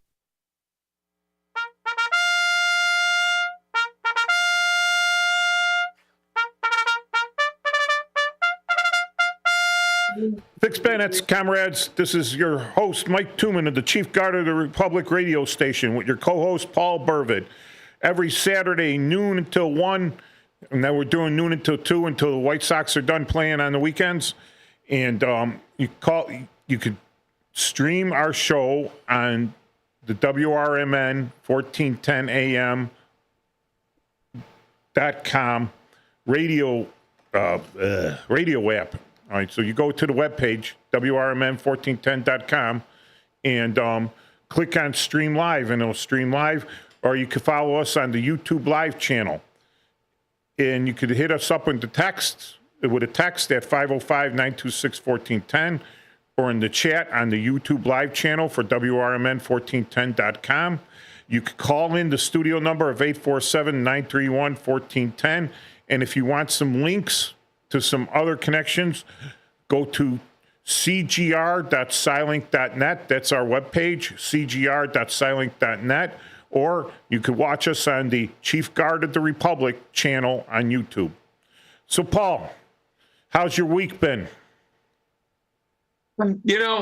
Okay. I had a bad experience about 2 days ago. I guess there's something out there called an Asian tiger striped mosquito.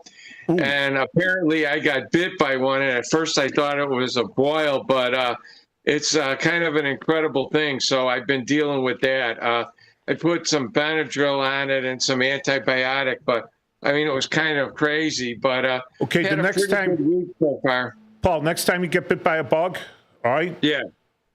Ammonia or vinegar, just right away, put a little bit of ammonia on it. Well, Matt's got the. Is that the bug? Yeah, oh yeah.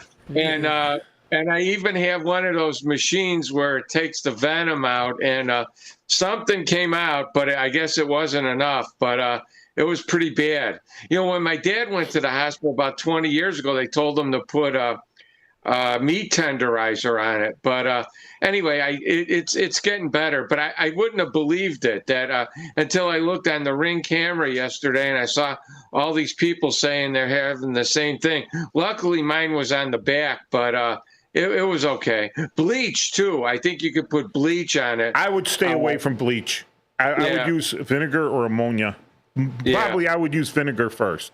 Vinegar is natural. It'll sting a little bit, but it'll stop the itching. Now, okay, so I got to give a shout out for something here. Way back in the day, in military training, out in the summer, we went out to the training site at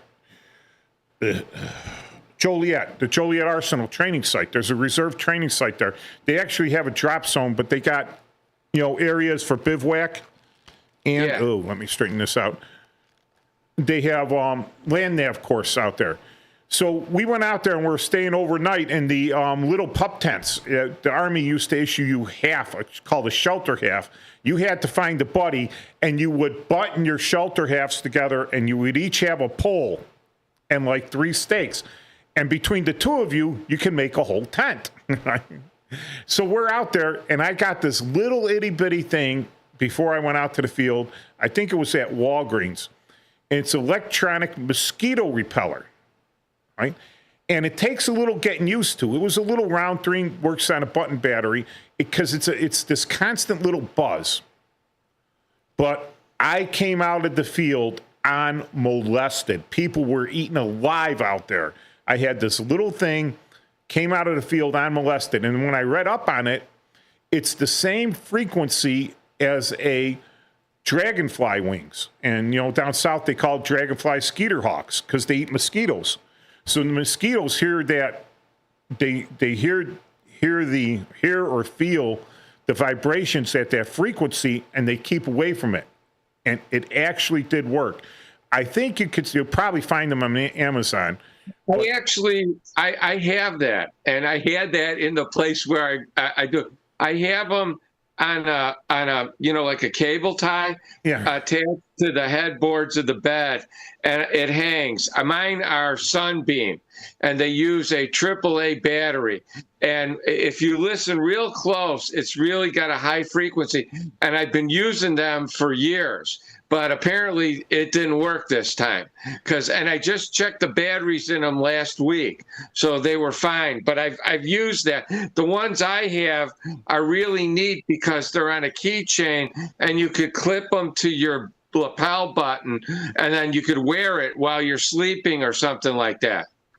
Yeah, I just got to put a shout out for that. I believe those things.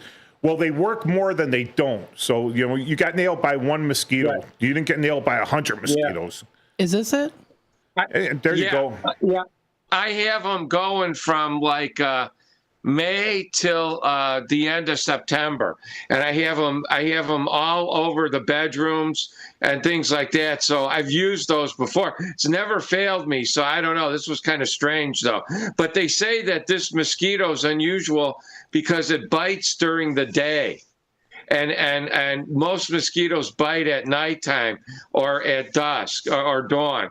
And this one goes during the day. It's an invasive species, but I didn't know anything about this till I saw it on Ring. I mean, people are saying, oh my God, I got welts all over. And it is. It's like a huge welt. It's kind of crazy, Well, I got zapped by my bees yesterday, like 4 or 5 times. Oh yeah, people think bee stings are like, you get used to them. I don't like them.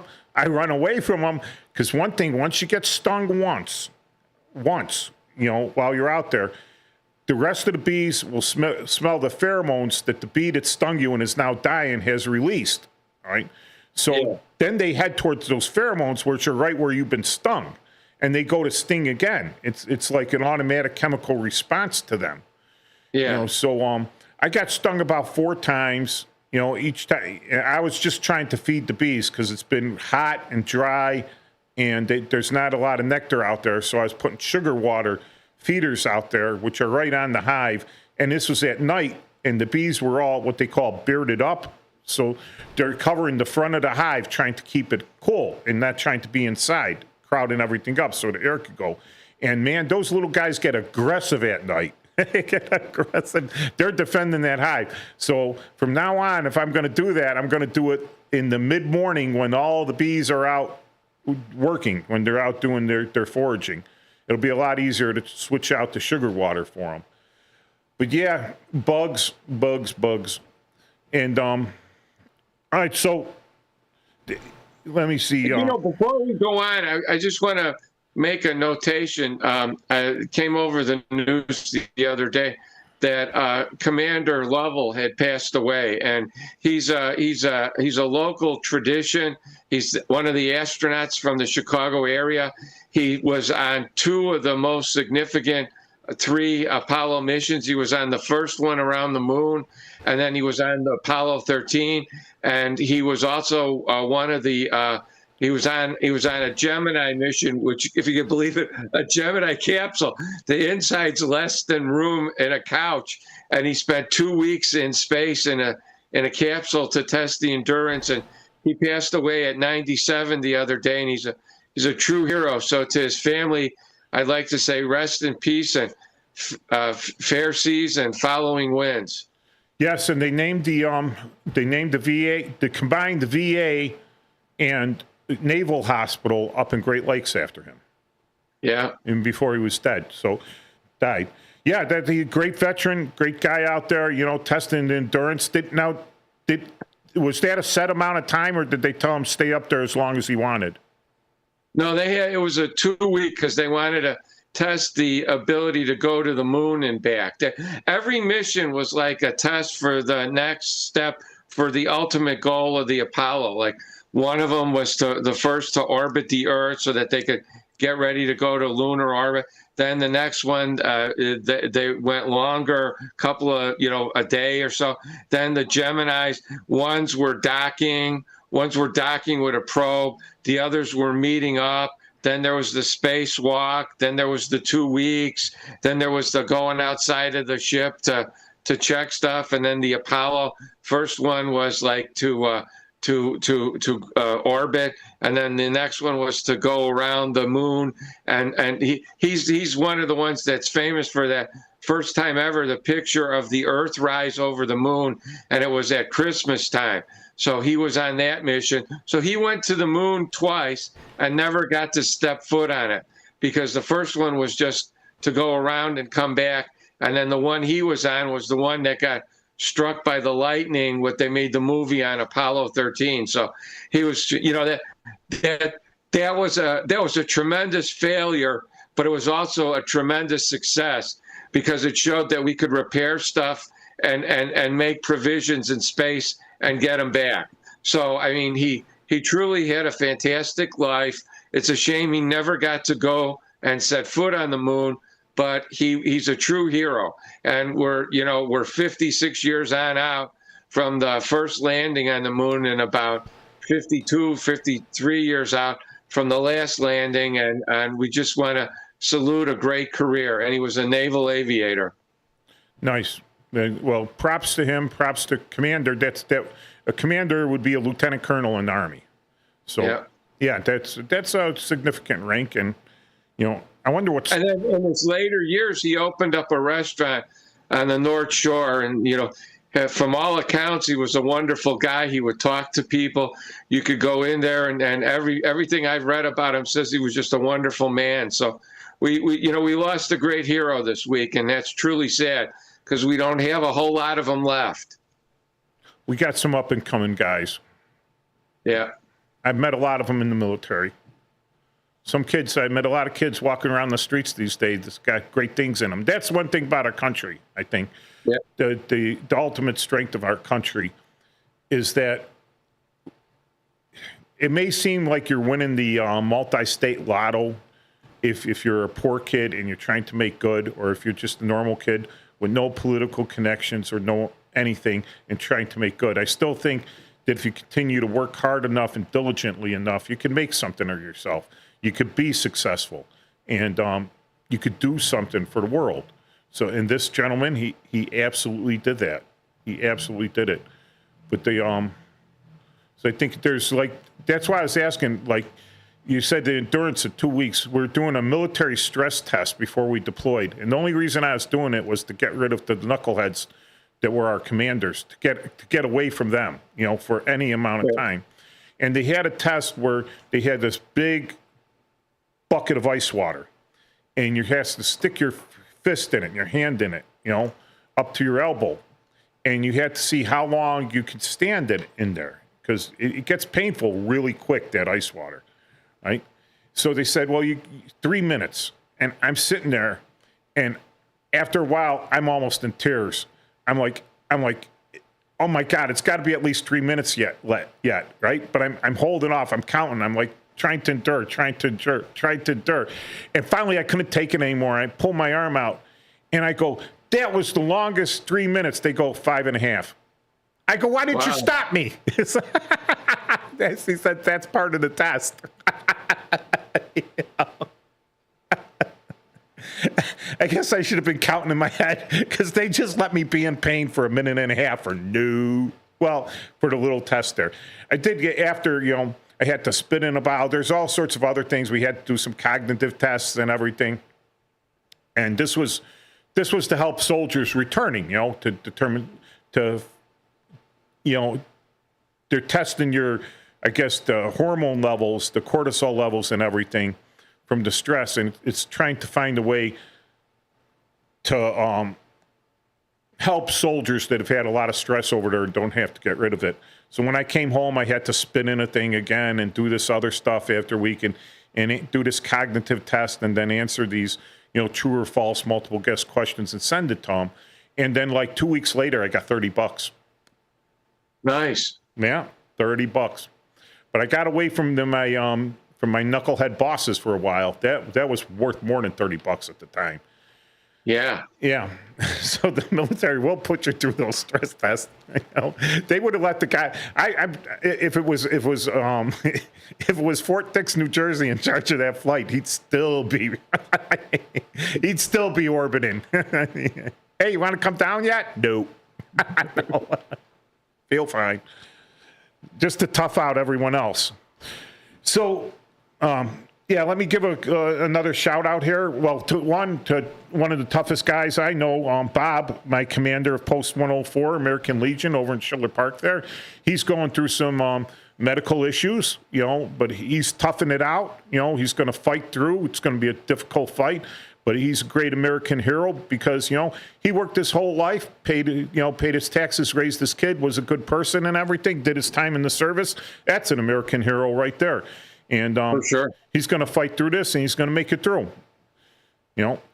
And all right, a shout out to my boy Fred over at the Chicago Sports Journal. Chicago Sports Journal. All right, or let me read this here. ChiSportsJournal.com. I said this before. ChiSports Journal, JOURNAL.com. ChiSportsJournal.com. So Chi. CHI, not CHAI, like the T, but CHI, sportsjournal.com. And this guy, I follow him the sports shows on Saturday morning and everything. So this guy's got a nice little paper here. I guess it comes out biannually or quarterly, spring, summer. So it comes out like biannually. And he's got, lists here for people, for sports stuff, for sports stores, for the sports teams you don't see, the AAA leagues and everything. So hey, look them up on there, and if you want to advertise, it's a great place to advertise with. I'm thinking of doing it for my daughter's wrestling show, which is coming up in August. I'm going to be putting that up. The Ultimate Combat Gauntlet, it's taking off. Of course, we'd have problems with the weather, but one of the things we decided is 7 o'clock is too early of a start on a Friday. Because everyone knows that Friday traffic is nuts, right? And then you got to get home and take care of everything, and then you're too tired. But if you take care of everything by 8 o'clock, the show's going to start at 8. And, of course, it'll be over by 10. So it's still good for the kids and everything. Still a good show over at Magoo's in Bedford Park. All right, so one of the things I wanted to talk about, Paul, was gerrymandering. Uh-huh. And we got Illinois. Illinois is the main example of it. Well, we got like 13 congressmen, and like only 3 of them are Republican. And virtually, I'm exaggerating now, but every northern congressional district, no matter where it goes, somehow touches Chicago or Cook County. So we're the it should be when you look in the dictionary and see the word gerrymandering, it should have Illinois as the main picture there, because that is us. That is us. We've got like 3 non-democratic representatives federally in Illinois, and it's incredible. Okay, so who is gerrymander?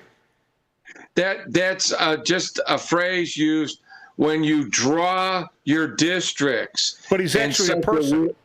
He was actually a person. It actually kind of looked like a dragon, because they went out of their way, because they give you like a 2-mile spot or a 2-block spot to connect to another big spot that they have votes in. So you get these weird shaped districts that have nothing to do with anything. All right, so back in 1812 in Massachusetts, this is dating way back. This is kind of bringing the history to it, so everyone has an understanding that this just didn't come out.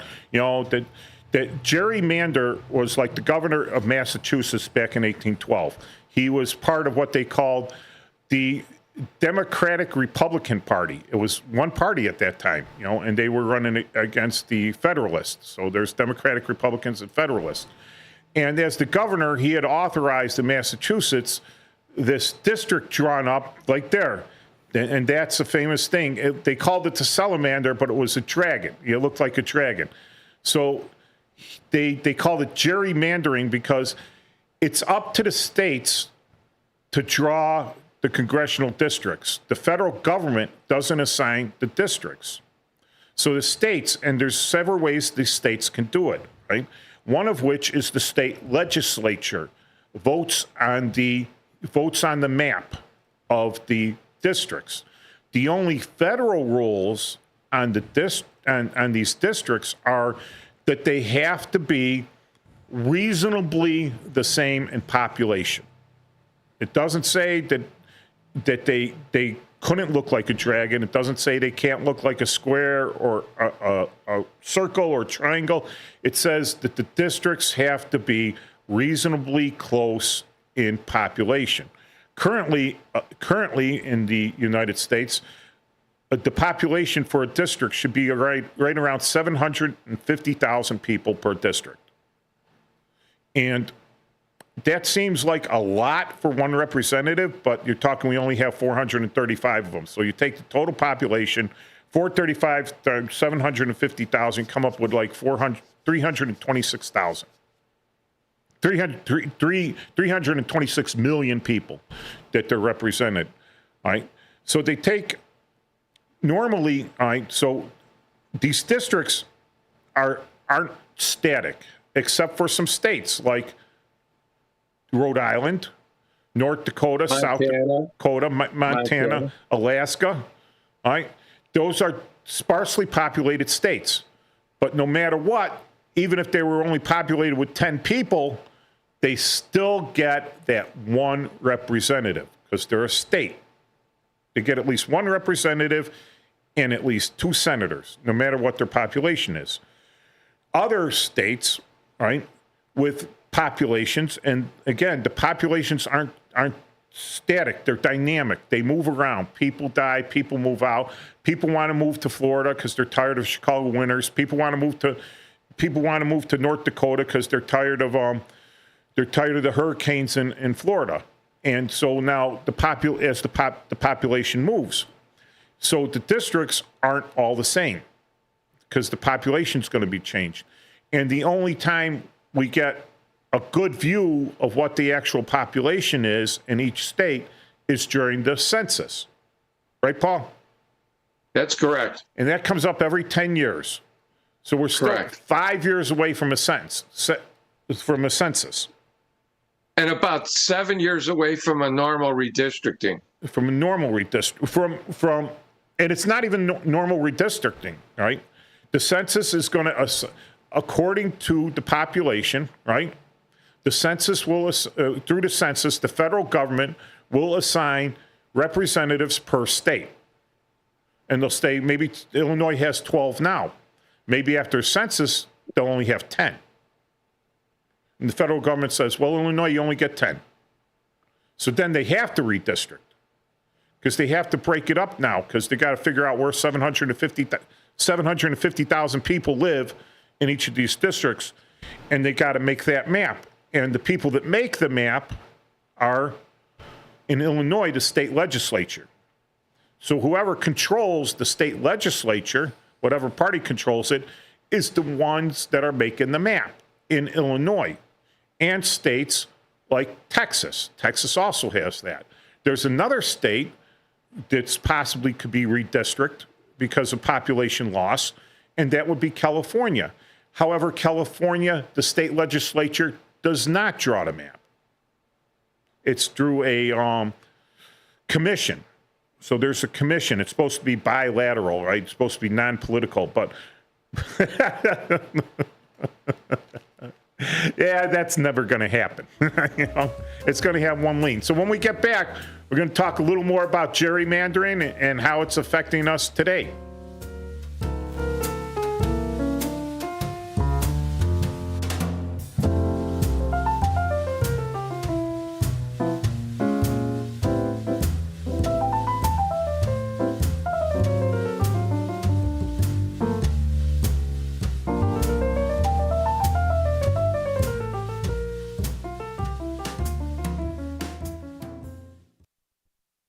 Want to read some action-packed, exciting pulp fiction? Read the works of Michael Tooman, now featuring their international crime thriller, I Married a Bot Madam. Available on Amazon in hardcover, paperback, and Kindle editions. The paperback is also available at other book retailers. Check out Michael Tooman's webpage at Scilink.net. That's Papa Sierra Yankee Lima India November Kilo .November Echo Tango. For nearly 50 years, the DuPage Senior Citizens Council and Kane Senior Council have been dedicated to serving seniors in DuPage and Kane counties. Established in 1975, the DuPage Senior Citizens Council is a volunteer-driven 501c3 non-for-profit organization committed to helping older adults live with dignity. From providing nutritious meals to offering support services, the Kane Senior Council is there every step of the way. With programs designed to enhance independence and quality of life, they're proud to make a difference in the lives of their senior neighbors. To learn more or to volunteer, visit them at 418B Airport Road in Elgin or head to their website at caneseniorcouncil.org. Give them a call at 630-338-0999. That's 630-338-0999. That's the Kane Senior Council, caring for seniors because they deserve to live with dignity and respect. Visit caneseniorcouncil.org or call 630-338-0999 today.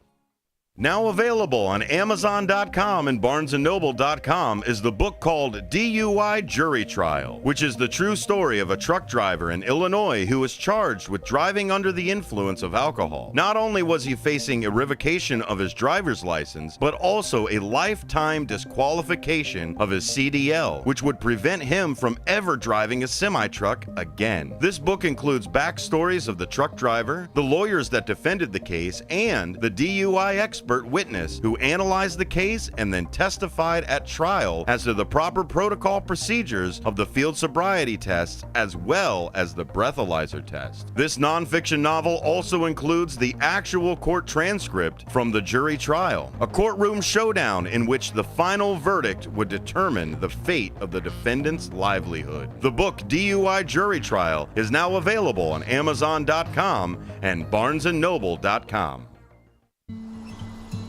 Most people out here think that taking care of one another is important. And most people would step up for a neighbor going through a tough time. Most people around here help out friends and family when they need it. But the funny thing is, most of us won't look for help when we need it. If you're struggling with mental health, you should know that there are resources out there that can help. And it's okay to talk about it if you need to. One place to get started with information is loveyourmindtoday.org.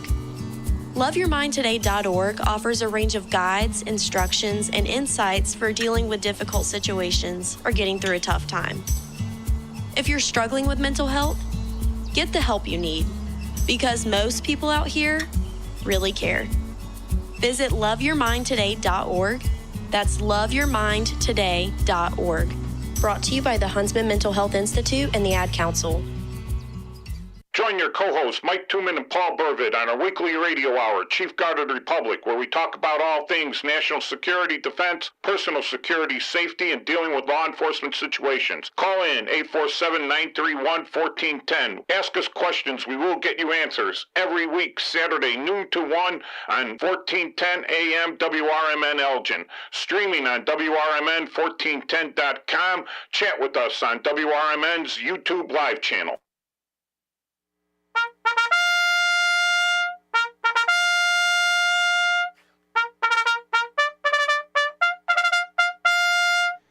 Fix Bayonets, comrades, we're back for the second quarter of the show today, and 1410 WRMN, WRMN 1410.com, AM, WRMN 1410 AM.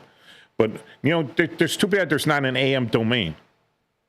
Yeah, not any. Well, it was AM 1410, and then it's WRMN 1410.com, but the .com is the domain name, right? Mm-hmm. So there's like .org. There's .us, there's .pl, which is Poland. There's other, RU is Russia, yeah. Right? And they should have like an AM because AM radio, Yeah. Yeah, I'm sure it's out there, mm-hmm. Domain name. But, let's take the caller. Hi, welcome to the show. Hello. Who's calling? Hello. Yes, am I on the air? Yes, you are on the air. Who are you? Okay. Actually, I wanted to say a thing for Tradio. Is that still available? Oh, it's only available during the week. Oh, okay. Yep. All right. Thank you. Thank you. The sales thing is back? Oh, no, it's called Tradio, so people can call in if they have a garage sale. That's Monday through Thursday. Yeah, that's what I was trying to do with the radio show here for the veterans. I wanted all the veterans to call in and said, hey, we got a veterans garage sale. Or like my buddy Dennis. Dennis wants to set up a table because he does crafts, and he wants to set up a table at one of the veterans halls over in River Grove on Sunday. I guess the third Sunday, they have a craft show, and Dennis doesn't have deep pockets. But I told him, I says, okay, Dennis, I'll front you the money. If you make that money back, you could pay me back, But you could set it up as your craft show, and you could advertise our Post 104, right, at that thing too. So.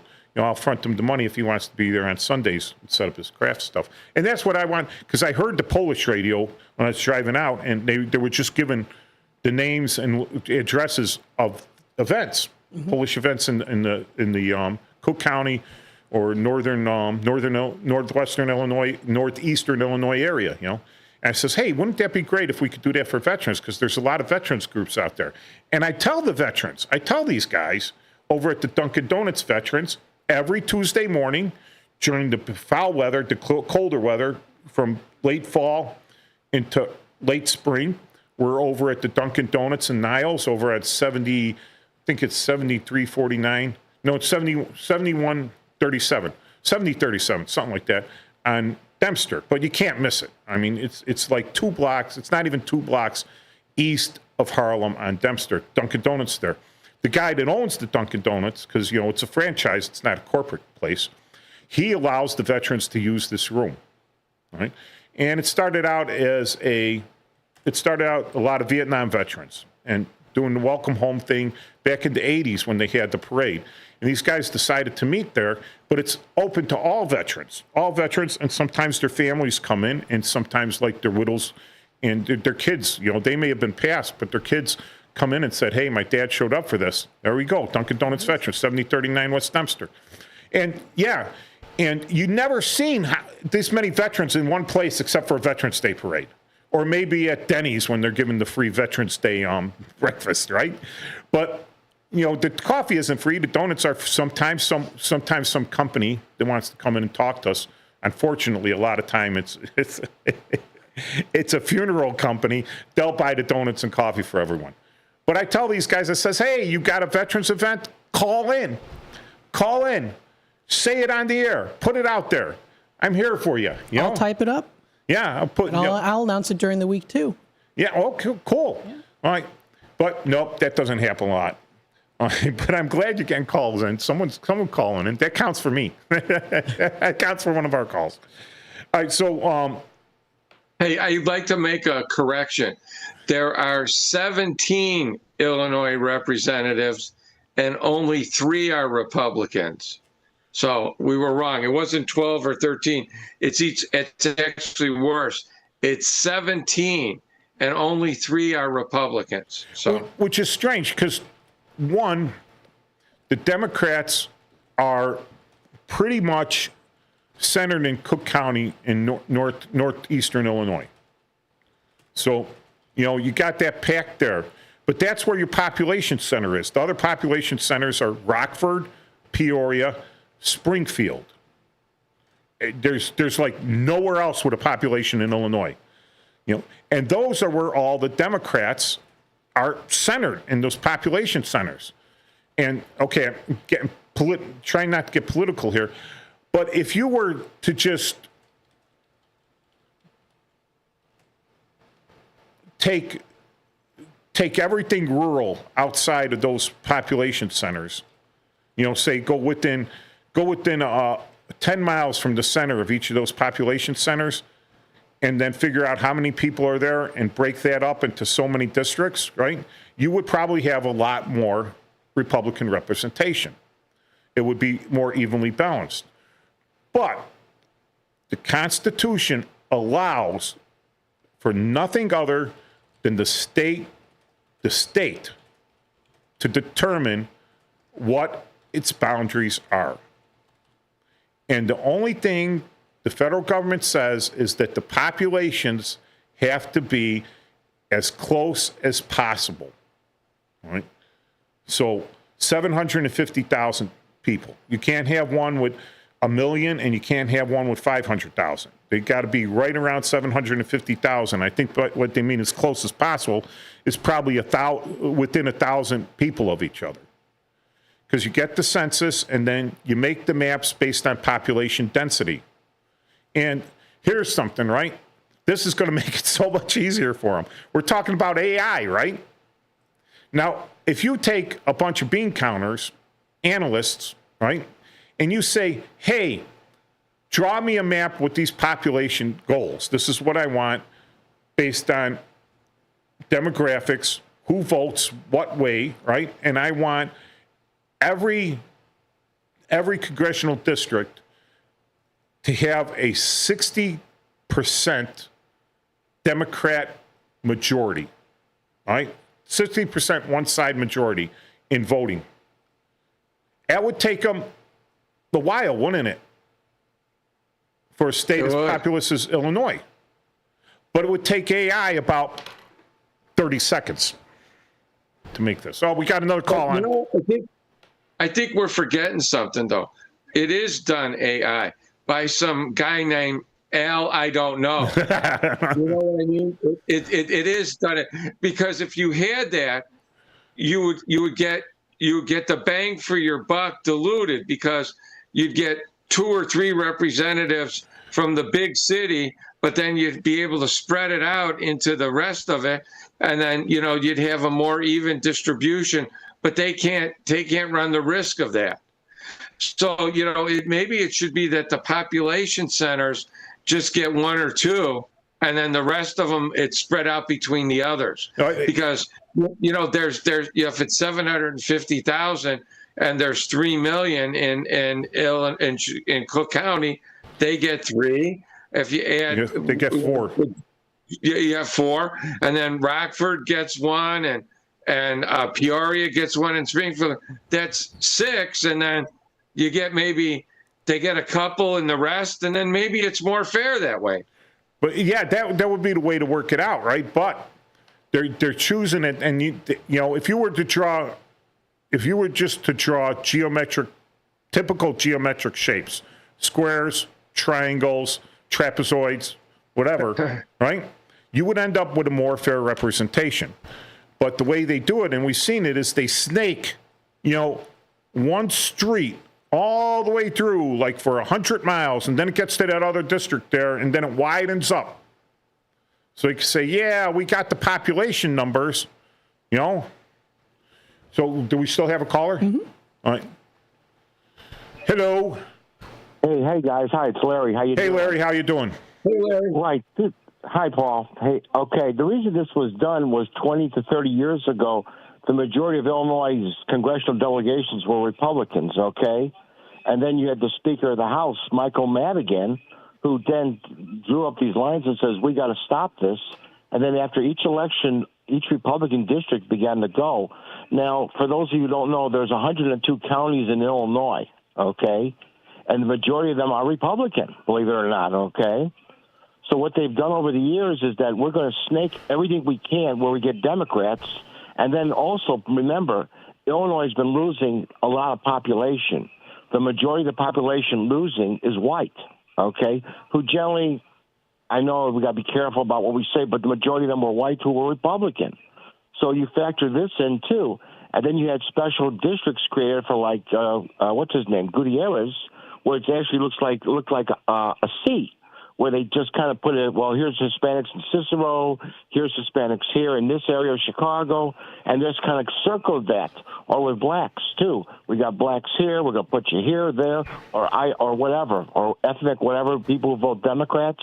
Now, the reason I bring this up is that I lived in Lincolnwood in Park Ridge, which has at times been represented by Republican congresspeople, okay? Like when I lived in Lincolnwood, it was John Porter.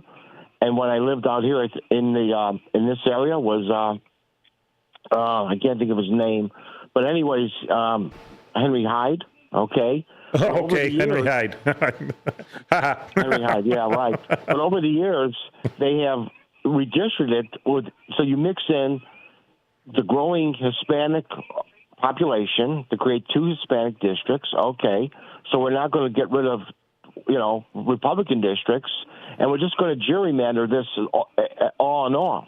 This is similar to like in Chicago where they check to see, you call up the alderman, you better believe someone's calling up because in Chicago, you have to in Illinois, you have to register as a Republican or a Democrat. Am I right, Paul? No, you don't have to register. Well, but if you're going to vote in a primary, you do.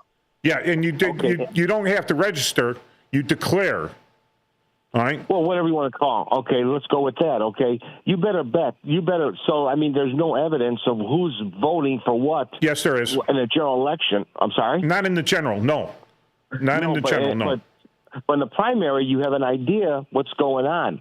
There's more Democrats. There's more Republicans here, whatever. So you draw up the district saying, here, I'm going to go by that. And another thing, too, Paul lived in the city. Guess what? Paul, I'm sure you remember this. You work for the city. You're expected to bring in voters. Am I right? No. You know what they do? If you work for the alderman. People that have the city jobs are the precinct captain and the co-captain. So, yeah, they do have to bring in jobs. Votes, vote. So here's the way it works, Larry, like in Chicago, because I've been voting in Chicago. When you go to the primary, all right, and usually there's only 2 parties on the primary. There might be the Green Party every so often, but go with that. It's Republicans and Democrats. So you go to vote in the primary, and they say, what ballot do you want? And you go either go Republican or Democrat, right? And then, then you got the little the poll watcher or the election judge, and he's got a list of names out there, right? Correct. And if you say Democrat, there's a blue line goes underneath your name. When you say Republican, there's a red line goes underneath your name, and that goes that sheet goes to the alderman. All right. So now they have a general, because if you take these year after year and year, and you put the data together, you could see who is voting this, and which in each ward, how many Republicans come out to vote as opposed to don't come out to vote, how many Democrats come out to vote as opposed to don't come out to vote. So you're putting together a database here to make analysis off of.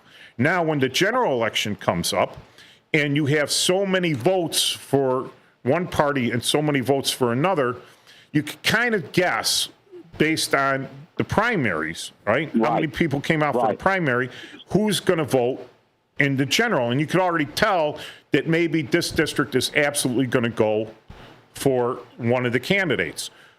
But there's a lot of times where that's a 50-50 shot. That's within the what do you call it? Margin of error. Margin of error.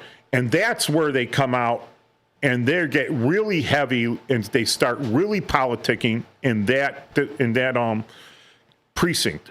Precinct, yeah. I'll tell you guys a funny story, okay? Okay, in 2020, for the first time in my life, I'm 67. I voted straight Republican since 76. But in 2020, I took a Democratic ballot for the Illinois primary.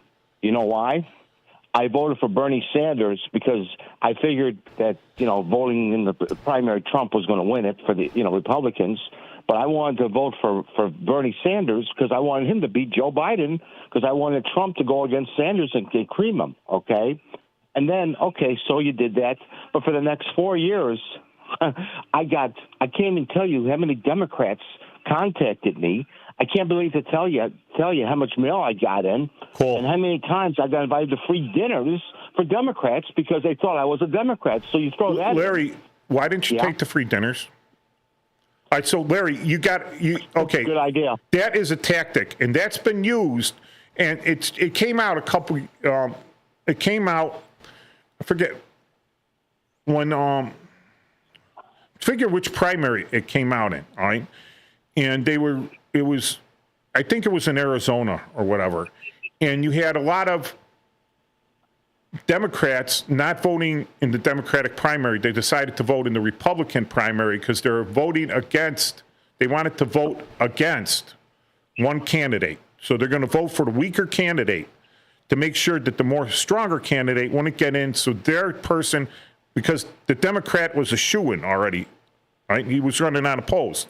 So why vote, almost running unopposed? So why vote in that primary when you could vote against a more powerful thing? That is absolutely a tactic. And again, there's nothing in Illinois, there's nothing against the law about that. There's nothing unconstitutional about it. There's nothing unconstitutional with gerrymandering. But here's the thing, Larry, if you're going to go in on that and you're going to vote in the Democrat primary, and now you're getting invited to free dinners, you better show up for the dinners because now you're cutting into their campaign funds too. Oh, they do this also, Mike. Okay, I mean, it is what it is. But on the south side of Chicago, they'd have buses pull up. You get on the bus, you get a free chicken dinner. Okay, that's old news, Larry. Old news. Okay, well, I'm just saying there's ways to what they do. And in fact, there's cases in Chicago where, okay, I've been an election judge, okay? And there have been cases of where everybody, I think, Paul, you got to help me out here. How many people are in a precinct? About 400? Does that sound about right? 400 in a precinct? It could be as low as 199 and as high as 600. I've seen it like that. Sometimes there's whole buildings downtown that has their own precinct. Okay, I'll go with that. Okay, but it's usually impossible that every single person in the precinct voted. Every single person. How is that possible? People moved away. People died. People don't show up. But you have people, am I correct? You had every single person in a precinct show up and voted.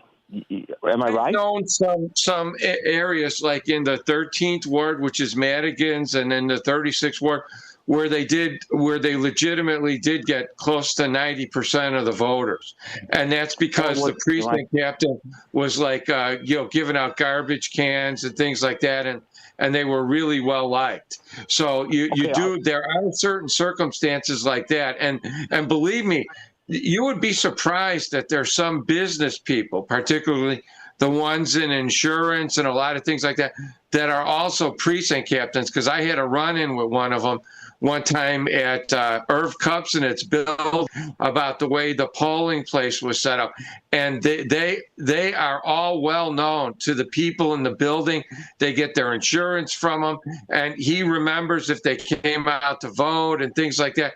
So there's some that do legitimately get a high percentage of votes.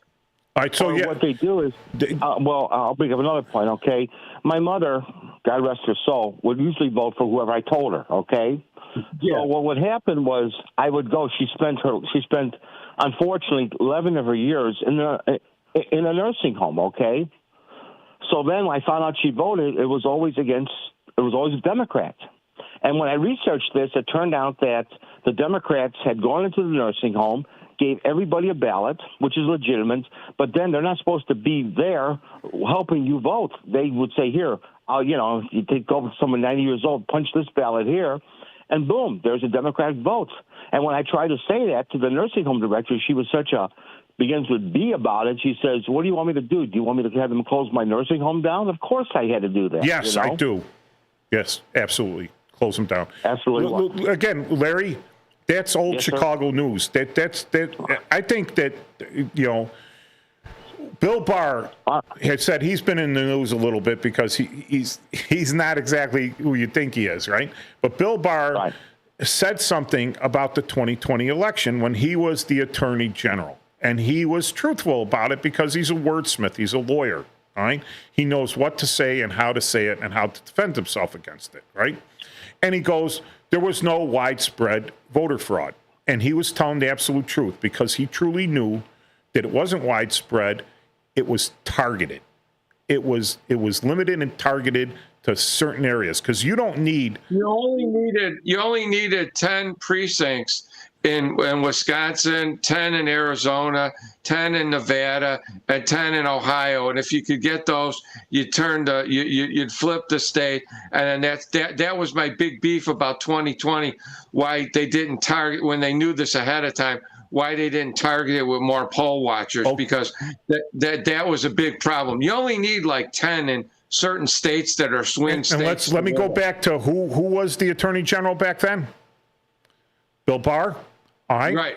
And what did he advise? If you're asking about legal aspects of stuff, you go to your Attorney General, right? Right. And you expect him to tell you the truth of something, right? Yep. The best of his knowledge, he should tell the truth. So you know what he said? Don't worry about it. It's not a problem. Knowing damn well it was a problem. All right? So it's the way you word something. And, no one can be omniscient on this, all right? Obviously, no president has been omniscient. Current president is not an exception. They have to rely on your staff. I've heard things about Ronald Reagan, right? That he wasn't all there for about all the time. But he had a very good staff, all right, that took care of things that were concerned. So we're getting back to the gerrymandering here. And we've got about 3 minutes. But when we come, the one thing, just a statement of fact here, is that gerrymandering is absolutely constitutionally legal. There is nothing against it. And it doesn't say that it is only done at the census. There's no limit to the amount of times any state legislature can change their congressional districts. There's no limit to it. All right? Not in Illinois. Not in Illinois, because each state does it. Illinois can change them every day if they wanted to stay in session. I'm getting a lot of feedback here. So if they wanted to stay in session, they could do that every day. They could redo it as long as the governor's signing off on it. Then they got to redistrict everything. Everything's got to be put out. They got to send out the voter cards to let everyone know this. Make sure these congressmen are living in the right district. And what happens if a congressman gets, out of a district? But yeah, so anyone that comes up on the legacy media and says this is unconstitutional is wrong. It's been happening since 1812, and it's never been declared unconstitutional. The only Supreme Courts that declare anything in making the federal districts are the Supreme Courts of that state, because it all falls on the state to make their own districts based on population. So if the state made like one district 500,000 to ensure that there were enough votes for one side or the other, right, and made the other 1 million, then the courts would come in and say, no, you can't do that because the census says you got to remain as close as possible. All right, we'll come back for the second half of the show. Thanks for your calling, Larry.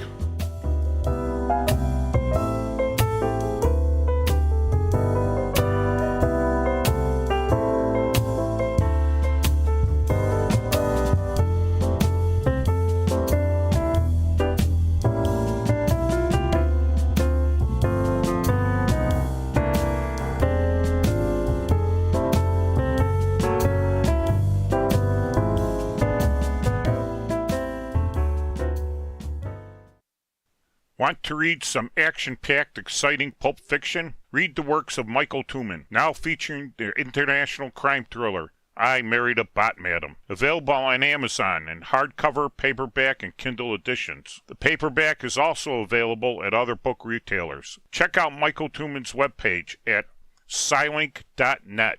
That's Papa Sierra Yankee Lima India November Kilo dot November Echo Tango. Join your co-hosts Mike Tooman and Paul Burvitt on our weekly radio hour, Chief Guard of the Republic, where we talk about all things national security, defense, personal security, safety, and dealing with law enforcement situations. Call in 847-931-1410. Ask us questions. We will get you answers. Every week, Saturday, noon to 1 on 1410 AM WRMN Elgin. Streaming on WRMN1410.com. Chat with us on WRMN's YouTube live channel. Your hometown radio station since 1949. We are WRMN AM 1410 Elgin time, 1 o'clock.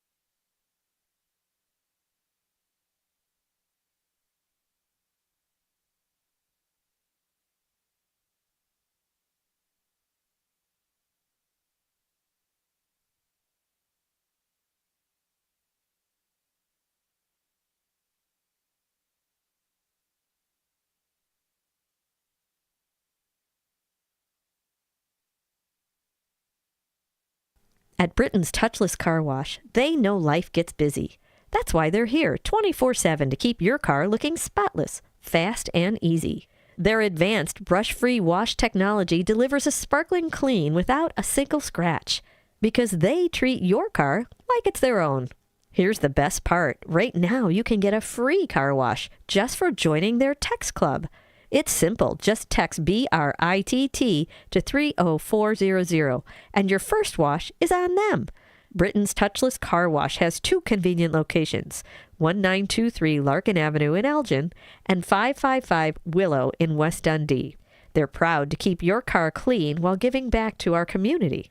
Text BRITT to 30400. That's BRITT to 30400. Now for your free car wash, and see why Britain's Touchless Car Wash is the fast, gentle, and reliable choice.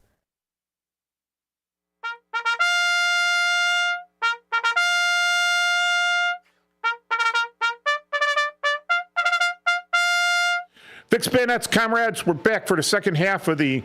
Can you hear me, Paul? I can. Okay. We're back for the second half of the Chief Guard of the Republic show here on WRMN 1410. It's AM, AM, the amplitude modulation. Modulation. Yeah, height, and altitude, amplitude. Yeah, amplitude modulation is opposed to frequency modulation, which is FM, which is line of sight, and AM is not line of sight. It'll go through things and bounce off stuff. Yeah. So, hey, I wanted to make a point here when we were talking about. Sure. There's an important case that came up, and it was a Supreme Court case, and it's what we're saying, but it's the flip side of it. So the most important case that came up about voting in the last 100 or so years was the Baker versus Card decision of 1962, and it concerned Tennessee. There was a guy by the name of Charles Baker, and Tennessee was supposed to apportion the districts every 10 years, but they hadn't done it in 60 years. So what happened was the urban were not represented, but the suburbans were. And he filed a case, and it was thrown out. And then it went to the U.S. Supreme Court, and they said that is correct, that there must be a proper apportionment. And if the legislatures won't do it, the federal courts will step in and do it. And that case came out in 1962, and so it's known as the one man, one vote case. Now, in relation to that, I'd like to bring up a point. I don't know if Larry's still on or whatever, but he's still listening. Okay, this is kind of an important issue, and I don't mean to suggest anything or anything at all. As I said last week, when you're a prosecutor, you have to go out in the field every election day, every primary and every general election day. So in the course of 30 years, I worked over 60 elections. And I was in a polling place in the 90s, in the suburbs. I think it was maybe Homewood or something like that. It was at a church called Our Lady of Knock. I think the church is still there.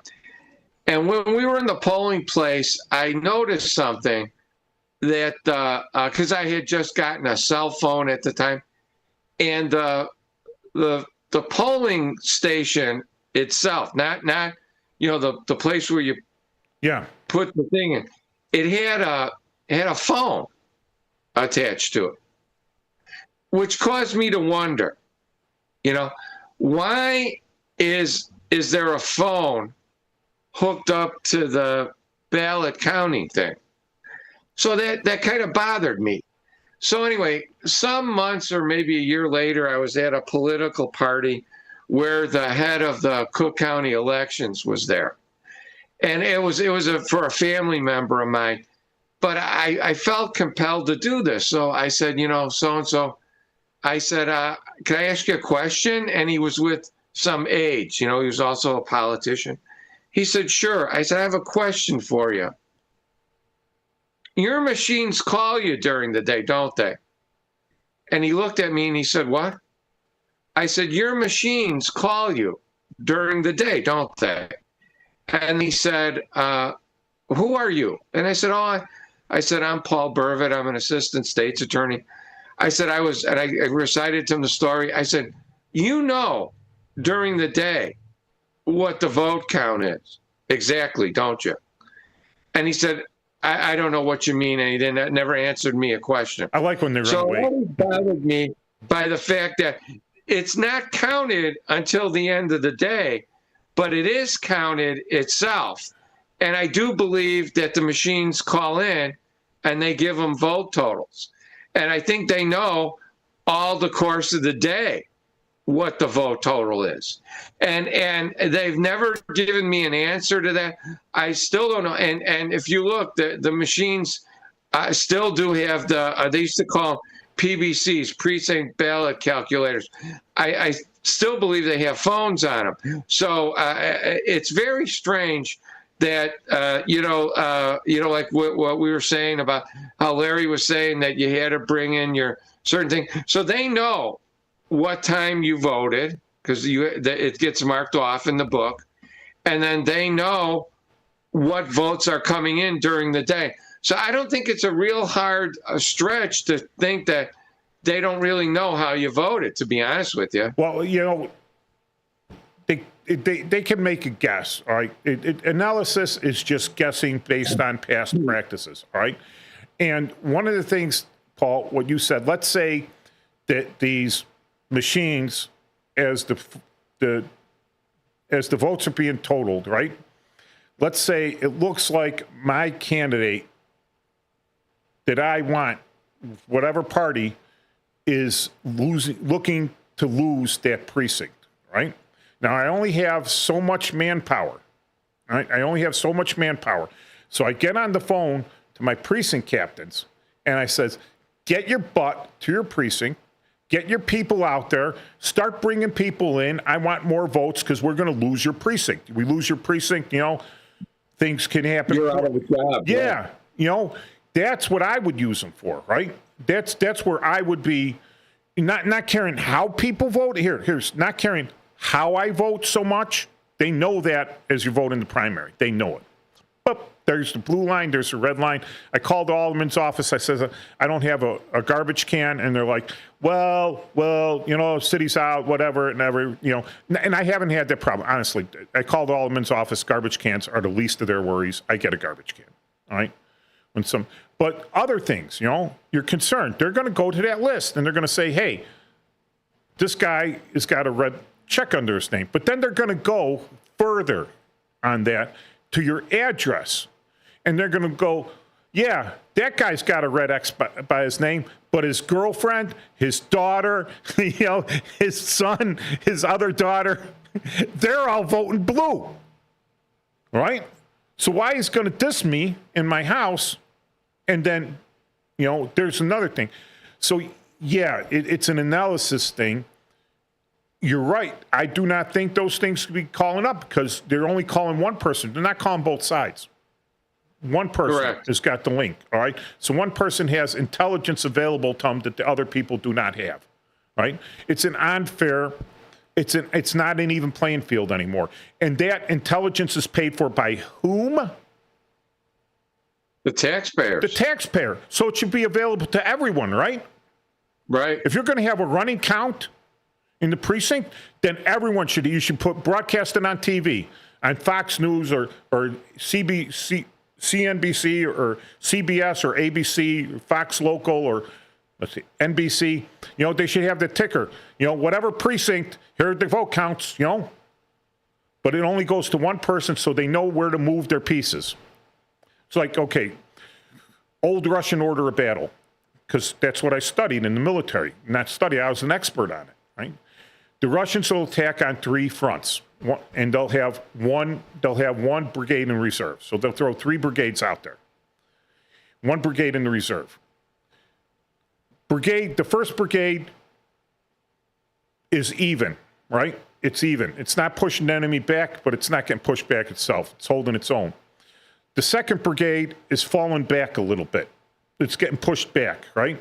The 3rd Brigade is moving forward. It's pushing the enemy back. Who do you reinforce? The one that's getting pushed back. No, you reinforce those guys that are moving so they cut in behind the ones that are pushing their guys back and surround them. That was Russian doctrine. They would always reinforce the guys that were winning. Everyone else, who cares, you know? Because you can go and encircle now. Because you got in behind, you're advancing, but now your logistics are cut off. So now you're stuck between a hammer and an anvil. All right, so that's the thing with the doctrine there is like, who are in electioneering, are you going to send more of your people into a district you're already winning? Precinct you're already winning? Or are you going to send your people to win the precinct that you're losing? You're going to send them into the losers. Yeah, that's the anti-Russian thing. You're not going to go throw everyone into the one you're already winning. You're going to throw the one that you're losing. And the ones that are holding your own, you know, maybe a little bit, but they're all going to go there. So, yeah, it's an unfair practice. And how does this affect gerrymandering, which ultimately affects your federal government? This is why we're a republic, right? Because the states still have some control over the way the republic is run. And one of the things, the 17th Amendment, we talked about this in one of the earlier shows, Paul. The 17th Amendment, suddenly, it used to be before the 17th Amendment, which was 1913 or something, under Woodrow Wilson, all right? The state legislatures elected your senators. It wasn't the people. It wasn't a general ballot, all right? It was the state legislature picked a guy, and he became the senator for 6 years. And he was sent the thing. The 17th Amendment overturned that and said, no, the senators are going to be by popular vote. All right? So it's the federal government actually taking away some of the power of the state. Right? Because just like gerrymandering the districts to keep your representatives in, if you own the state legislature, your person is going to be the senator, right? You're not going to say, we got the whole House of Representatives here. Let's just give the other party the Senate, okay? No problem. You're not going to see that. So it's a war between the feds and the state. Now, if the Fed came in, and I think the Supreme Court wouldn't step in. The Supreme Court would tell the courts of the state to step in to make the change, you know? I really don't. When they redistrict back in Tennessee in the one man, one vote thing, who redistricted? Was the legislature? They had to present it to the federal courts for approval. But they did, all right? And even though, let's say the census, the population of the state does not lose.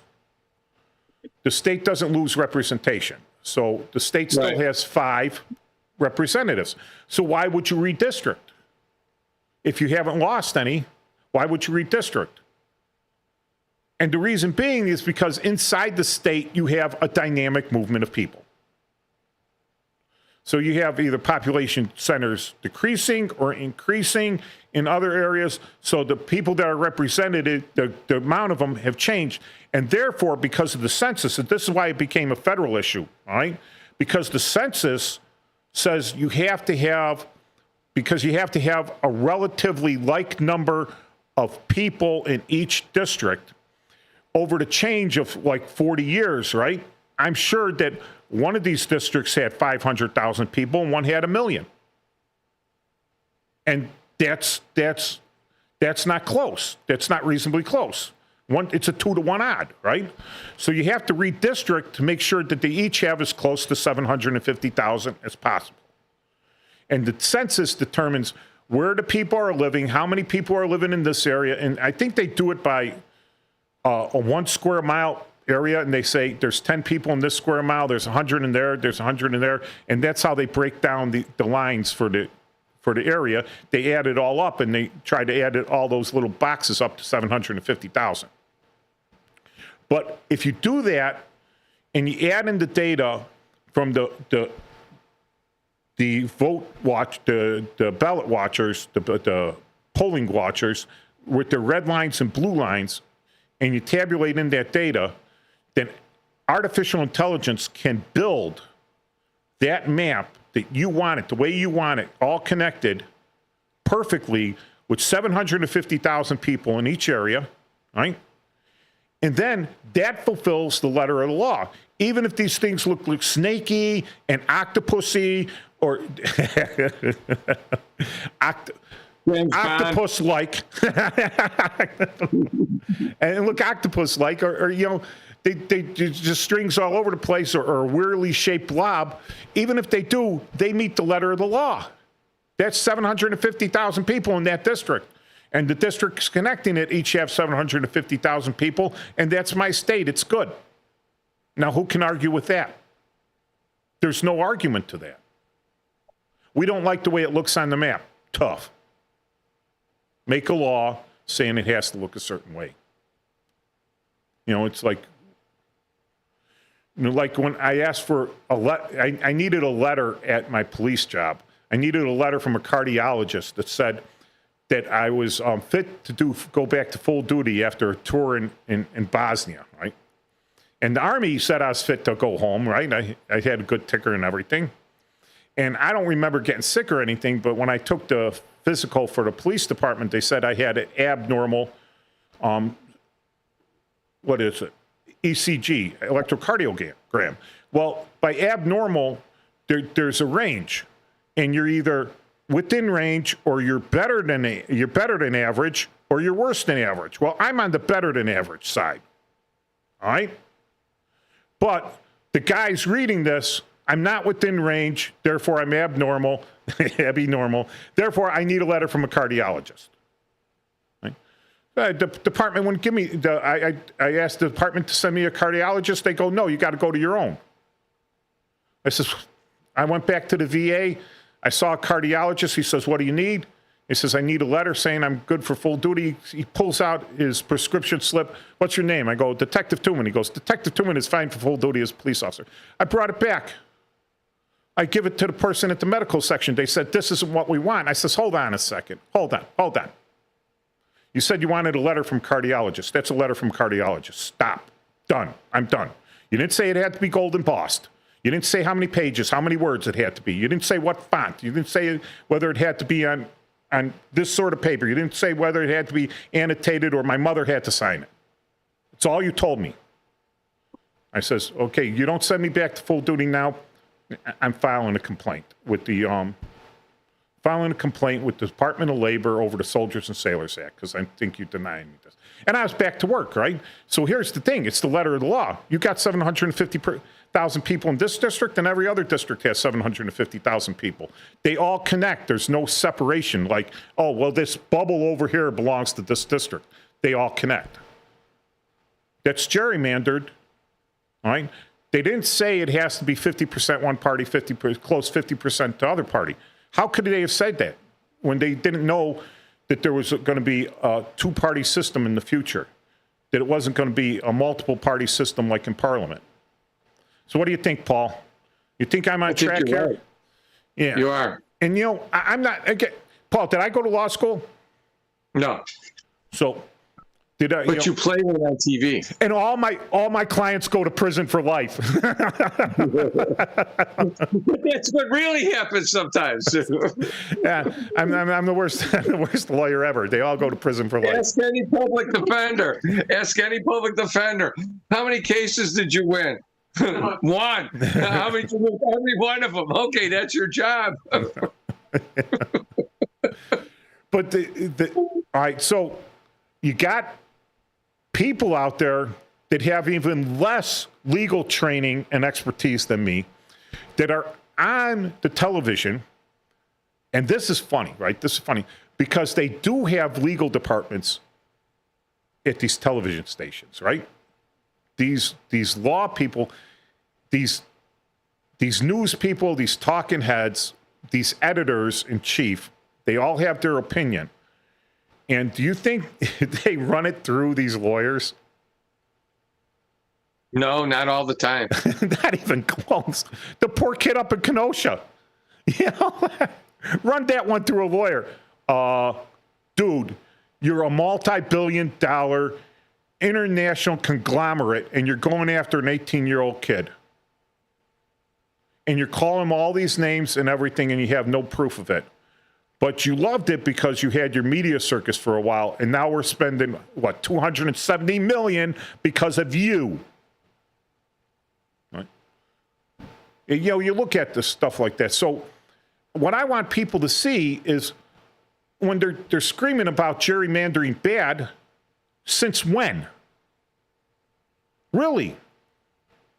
Really, it is the power of the state to hold the power of the feds in check in some little itty-bitty way.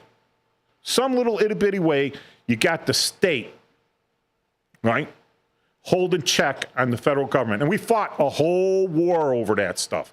That's why we're a republican, not a democracy, because the states have their power, and what power they don't have goes to the federal government. What power the federal government doesn't have goes to the state.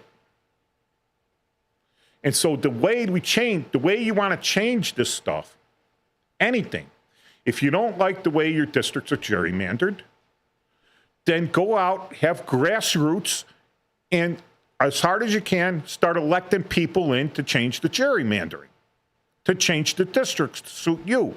Because once your side is in power, you can do the same thing the exact side did. The other side does.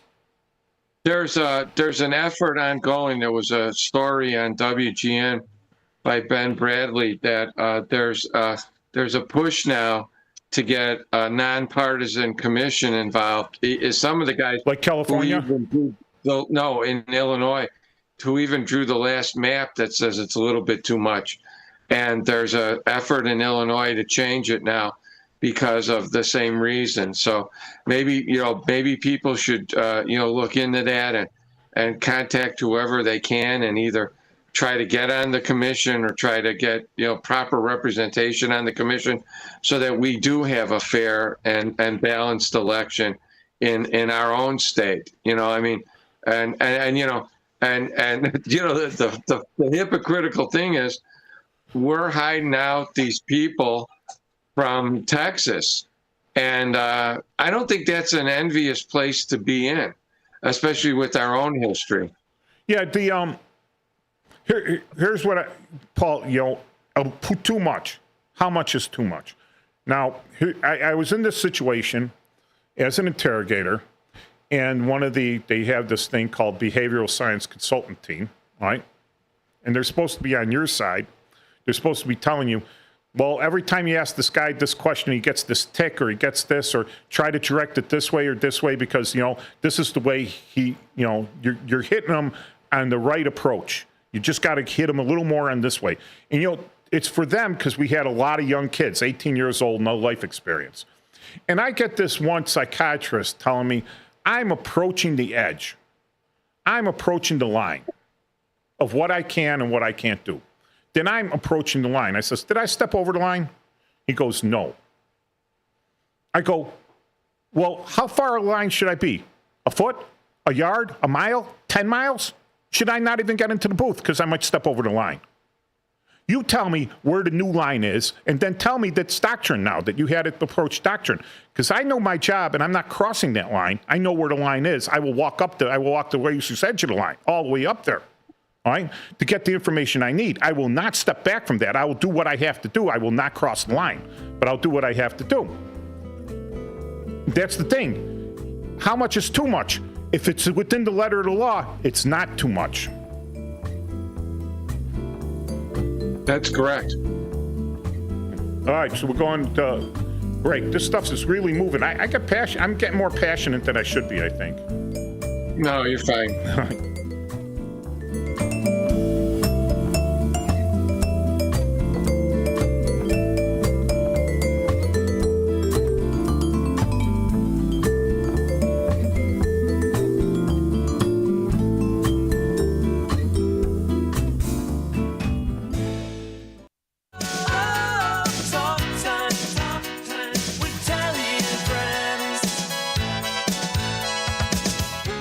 Hi there, Tammy Scully here from Talk Time with Tammy and Friends. Join me and my sidekicks Nancy and Becky for valuable lifestyle tips and unique views and insights on interesting topics and everyday situations, providing nonstop fun and chuckles for all. Get the scoop on consumer news, deep dive on current events, and learn about the newest economic trends, from exercise and gardening to music, travel, recipes, sports, pets, real estate, media, and everything in between. And it's all sprinkled with a healthy helping of bad dad jokes and interesting fun facts to boot. Tune in Mondays through Thursdays from 2 to 4 p.m. for a little fun, frolic, and infotainment. Join us, won't you?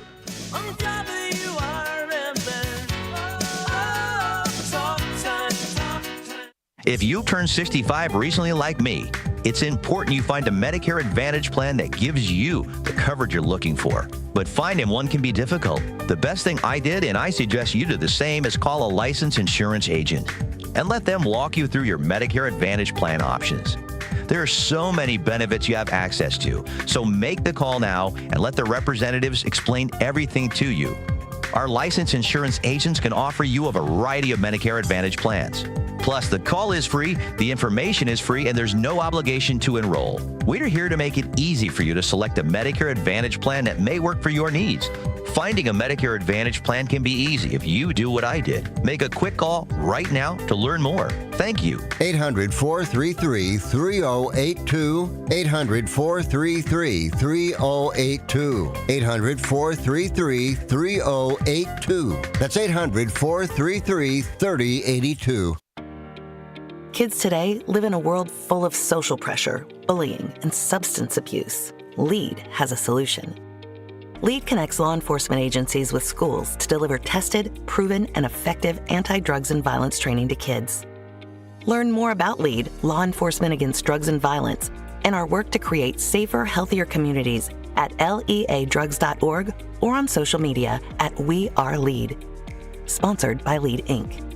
Youth football season is almost here. Elgin Steelers Youth Football and Cheer is now part of the prestigious Pop Warner League in Chicagoland. We're serving youth athletes of all ages, building character and fostering teamwork. Registration is now open, so don't miss out on the chance to be a part of a winning tradition. Multi-athletic registration discounts are available, and we're looking for dedicated volunteers to join our coaching staff. Shape the future of our youth. Plus, on April 14th, the Elgin Steelers Youth Football and Cheer start spring conditioning. Get all the details and register at elginsteelers.com. That's elginsteelers.com. Go Steelers! Is diabetes keeping you from enjoying life's special moments? At US Med, we understand the challenges you face, and we're here to help. With US Med, I can finally manage my diabetes without it managing me. US Med offers a wide range of services to simplify your diabetes care. Personalized care plans, convenient access to cutting-edge diabetes tech, and knowledgeable support. Plus, we'll check your insurance so your diabetes care may be covered at little or no cost to you. With US Med, I feel confident and control of my diabetes. I can finally live my life to the fullest. Don't let diabetes hold you back. Choose US Med and experience better birthdays, better adventures, better anniversaries, and better everything. Call now. US Med. Better service, better care. 800-785-1673. 800-785-1673. 800-785-1673. That's 800-785-1673.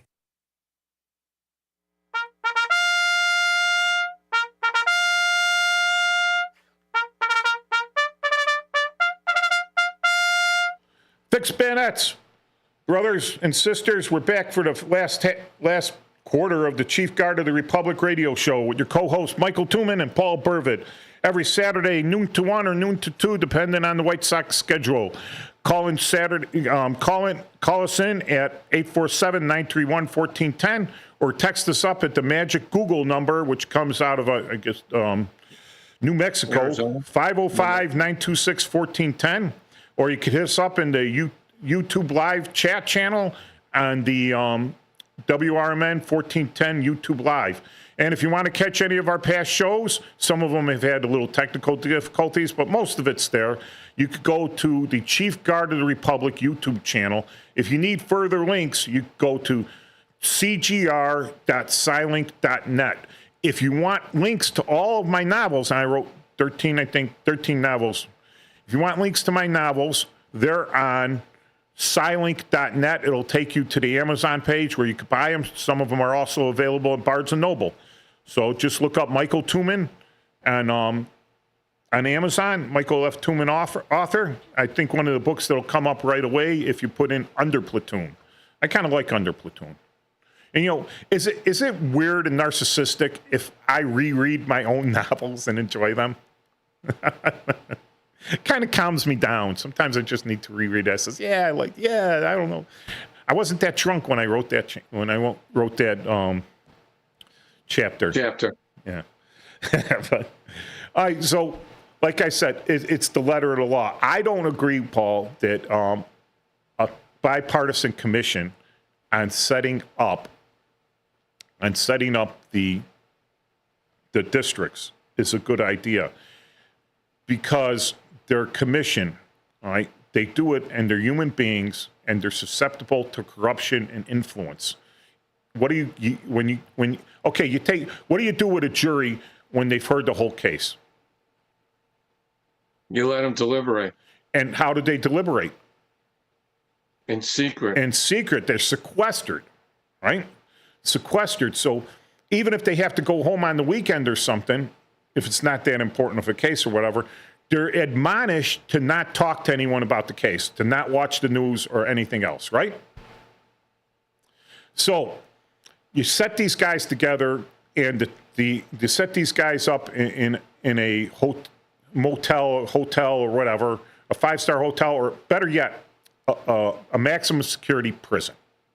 You take this commission, put them in maximum security, top floor, 3 floors away from any prisoners possible, right?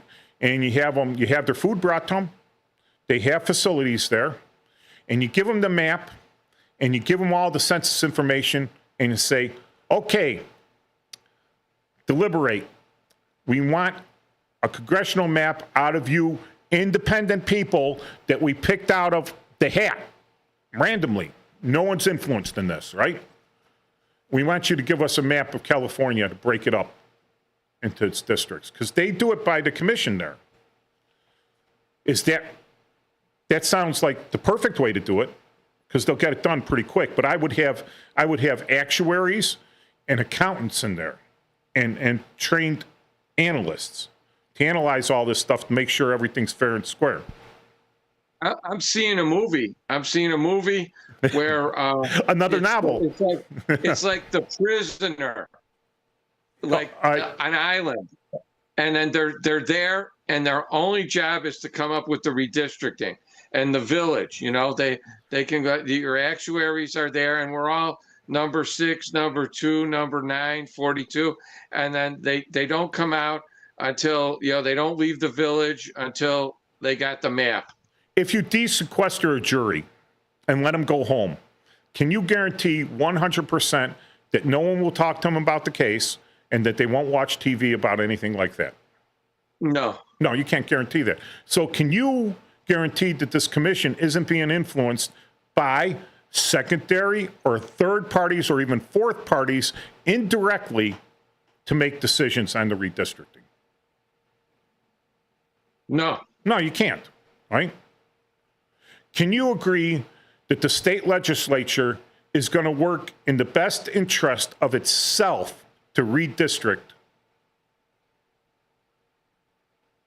Oh, they're going to always benefit themselves. See, that's one thing you can count on, right? That's an absolute. I could guarantee that. So I know what's going to happen, right? And they're in the state legislature because they are the will of the people. Elected. They're elected by the will of the people on a more grassroots level, right? And now they're taking the grassroots. So it's we vote for them, and then they vote for the redistricting for where the congressmen are going to be. Then the congressmen vote for stuff in Congress. So it's grassroots. It's jumping up. And so if you don't like it, what's happening, then you got to see which side is your state representative or state senator on. And if he's not on the side you want, then you have to campaign against him to get him replaced or run against him and do what you want, right?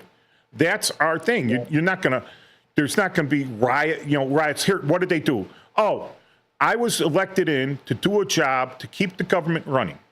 Keep the government running, right? And I fled from that job. Okay, I joined the Army to fight the enemy of the nation. And the nation sends me over to fight. And I had joined the Army to do it. And I swore allegiance. I've been trained to do it, right? And I go out there and I says, I don't like this war. So I just up and get out my American Express, leave my equipment there, fly home, have a couple beers at the bar. What do you think's going to happen to me? You're going to be arrested by the shore patrol or the military police as soon as they find you. And I'll get sent to Leavenworth, and if it's combat zone, I'll be facing the death penalty by fire squad. Right. Right? And how much money am I making? Well, probably more than these part-time senators, but they got side gigs, right? But that was my rank and everything up there. So now the state is a corporation. It has people responsible for running it. It's got the head of the state, the governor. But he can't make law. Only the legislature can. Some things require law, spending and other things, right, that go in there that have to be passed in the legislature. And what does the legislature need to even vote on something? A bill. Well, yes, they need a bill to vote on, but they need a quorum. So each organization has its own definition of a quorum, but the general definition of a quorum is 51% of the at least 51% of the voting. 50 plus one. 50% plus one vote. Plus one vote of the voting members. All right. So now, with there's people fleeing, saying that they could declare the seat vacant, even though it's vacant. Talking about these fines, we're going to charge them with bribery, accepting a bribe. These fines, we're going to charge them with bribery, accepting a bribe.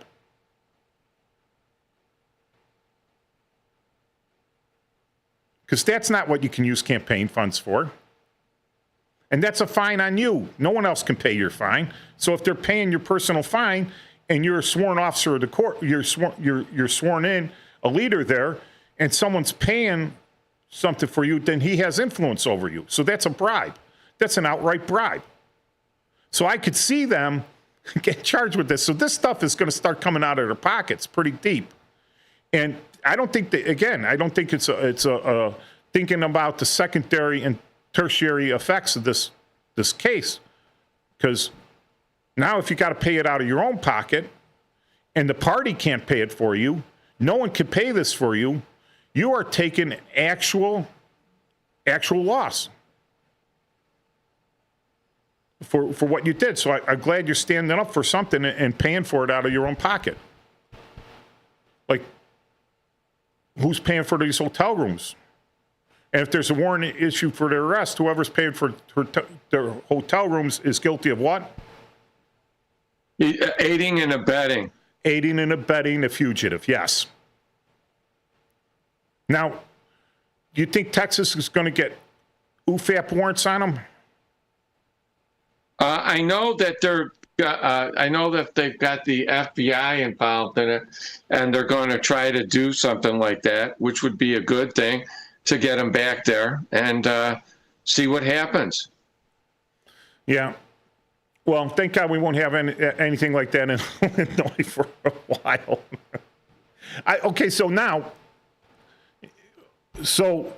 it's been rumored, and I've just heard this, I haven't heard anything official, that the census has admitted to overcounting some areas and undercounting others, based on the fact that they didn't take into account people not filling out the census form, which is a serious fine for not filling out the census form, right? And for undercounting. So the current executive officer is requesting a redo of the count, to redo the count, which if the census publishes a readjusted, an adjusted census based on new criteria, right, approved by the executive, that would change the population percentage for each state. Some states it wouldn't matter, other states it would seriously matter. California, Texas would even take a hit. Texas would take a big hit, although I think Texas was undercounted.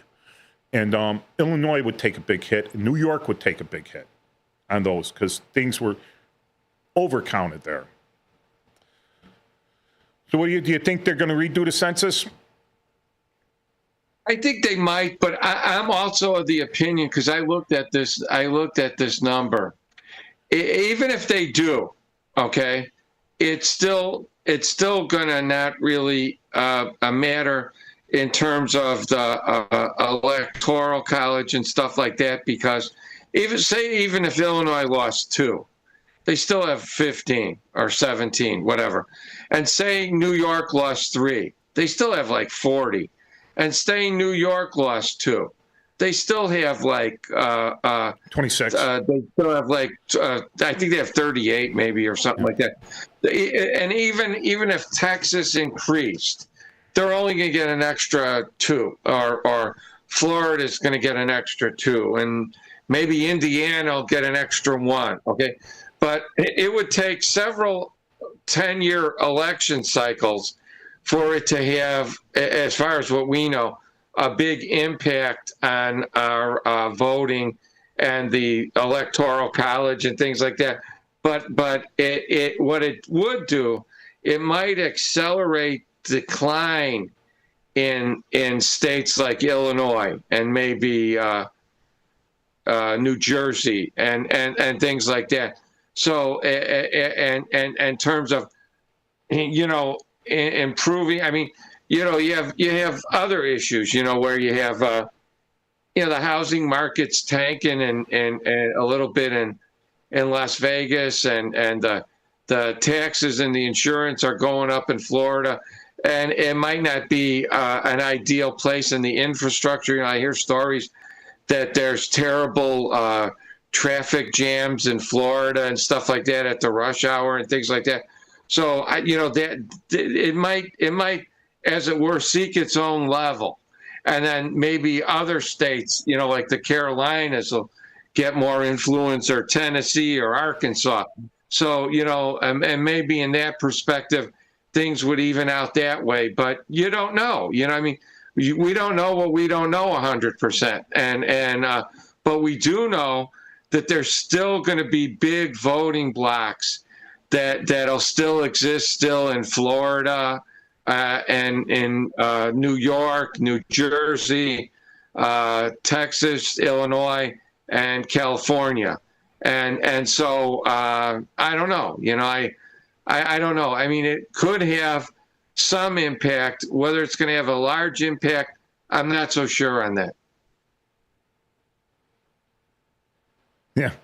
I'm sorry. Just reading some of the YouTube. Zagloba's on there. I'm glad to hear from Zagloba, and he's mentioning gerrymandering amounts to politicians choosing their voters, when in any self-respecting democracy, it should be the other way around.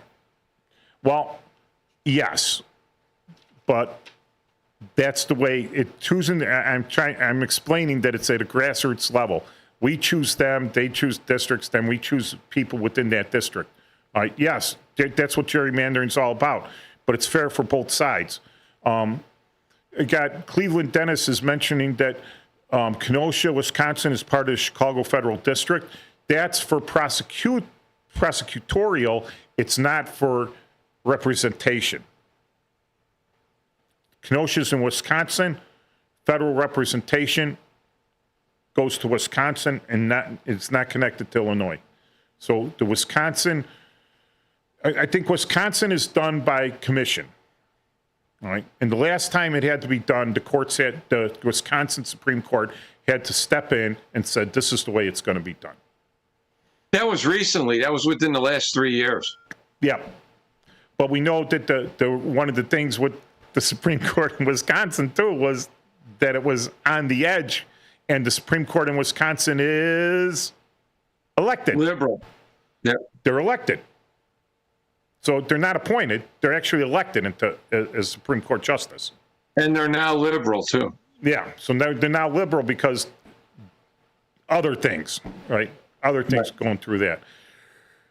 But but back, our boy, the gentleman DeSantis in Florida, he signed a law saying paper ballots counted on one day. Florida went from a 50-50 state on the edge to a 60-40. Paper ballots counted on the same day swung that election 20% in one direction. So if you're saying there's no election fraud, obviously 20%. Well, that's also the same state that caused this trouble a generation ago with the hanging chads. Yeah. And you know, so it's because of that we went to all these reforms that I don't know were such great reforms. But and that's why we have electronic voting. And month-long early voting, or actually 3-month-long early voting in some states. Well, the hanging chad was the dumbest thing I've ever. Someone tried to punch that thing through, and because of the way the paper was made, the whoever contracted to have that paper made, that thing just had a slightly extra strong fiber in it that held it on. Therefore, that vote doesn't count because of a flaw in the paper. When any reasonable person would say, no, boom, he tried to press that one, that's his vote. Any reasonable person would say that. But some guy digging in the minutia go, but what if the space aliens intended for him not to vote, right? And you're like, oh, okay, possible, anything's possible, but is that probable? No. Well, I only deal in possibilities, not probabilities. You know? And you get those you get those people all the time. The favorite saying, "It could happen. It could happen." Oh yeah, sure, it could happen. It's a 1 in a million shot. It's a 1 in a million shot. Should we spend all of our time worrying about the 1 in a million, or should we put that effort into protecting the 999,999? And yes, go seek the one lost lamb. And you know why you're seeking the one lost lamb? Because the other 999, the other 99 lambs, they're not lost. You don't got to worry about them getting lost again. They stick around. They know where to stay. It's just that one that you're going after. That's not the same thing as the chad and protecting one. It's if you force someone to overprotect one thing, then you find you're having him weaken defenses in the other area so you could probe them for attacks, for fraud, and everything else. Because all of a sudden he put 99% of his effort on this 1,000th of a percent possibility. He put 99% of the effort in to stop that. You are free to run rampant on the other 99.9% of that he's not protecting, right? Right. If I got a police department, I says, you know, I think that bank's going to be robbed just randomly. Why? Because it hasn't been robbed yet. You know? Well, throw all the police officers over there. Everyone. We'll make sure that bank is not robbed this weekend. And then they robbed 3 other banks. Why? Because all your police were faced on the one bank that hadn't been robbed yet. You weaken your defenses everywhere else. I think I'm not making any sense anymore. What do you think, Paul? No, I think you're right. Okay. But I just want people to know, you know, when the press is out there screaming that this is bad, or one side is screaming that it's bad, they're the ones, look at Illinois, they're the ones that just went rabid with this stuff in Illinois. But of course, for them, it was good. Now, when their competitors are doing it somewhere else, they're the same guys that benefited from that are screaming, that's not right, you can't do that. Why? Explain to me why. And if you're the chief executive of this state where it's running rampant, and you're telling the other state they can't do it, what have you done to reverse it in this state? Has he done anything? Has he called the legislature into session and say, I want a redistricting right now, and I want it based on fair political... No, but there's a movement now to do it the other way in all these gerrymandered states. I saw that yesterday. Yeah, there's a movement now because it's easier to bribe and control six people on a commission than it is to control 100 people in the legislature. Right. All right. Thanks, everyone, for listening in. I'm sure something horrific will happen. Nah, I'm not saying horrific, but interesting, right? Interesting, better word. Or noteworthy. Something noteworthy will happen this week, and we'll talk about it next week on the Chief Guard of the Republic radio show. Bye, Paul. Have a great week. Bye-bye.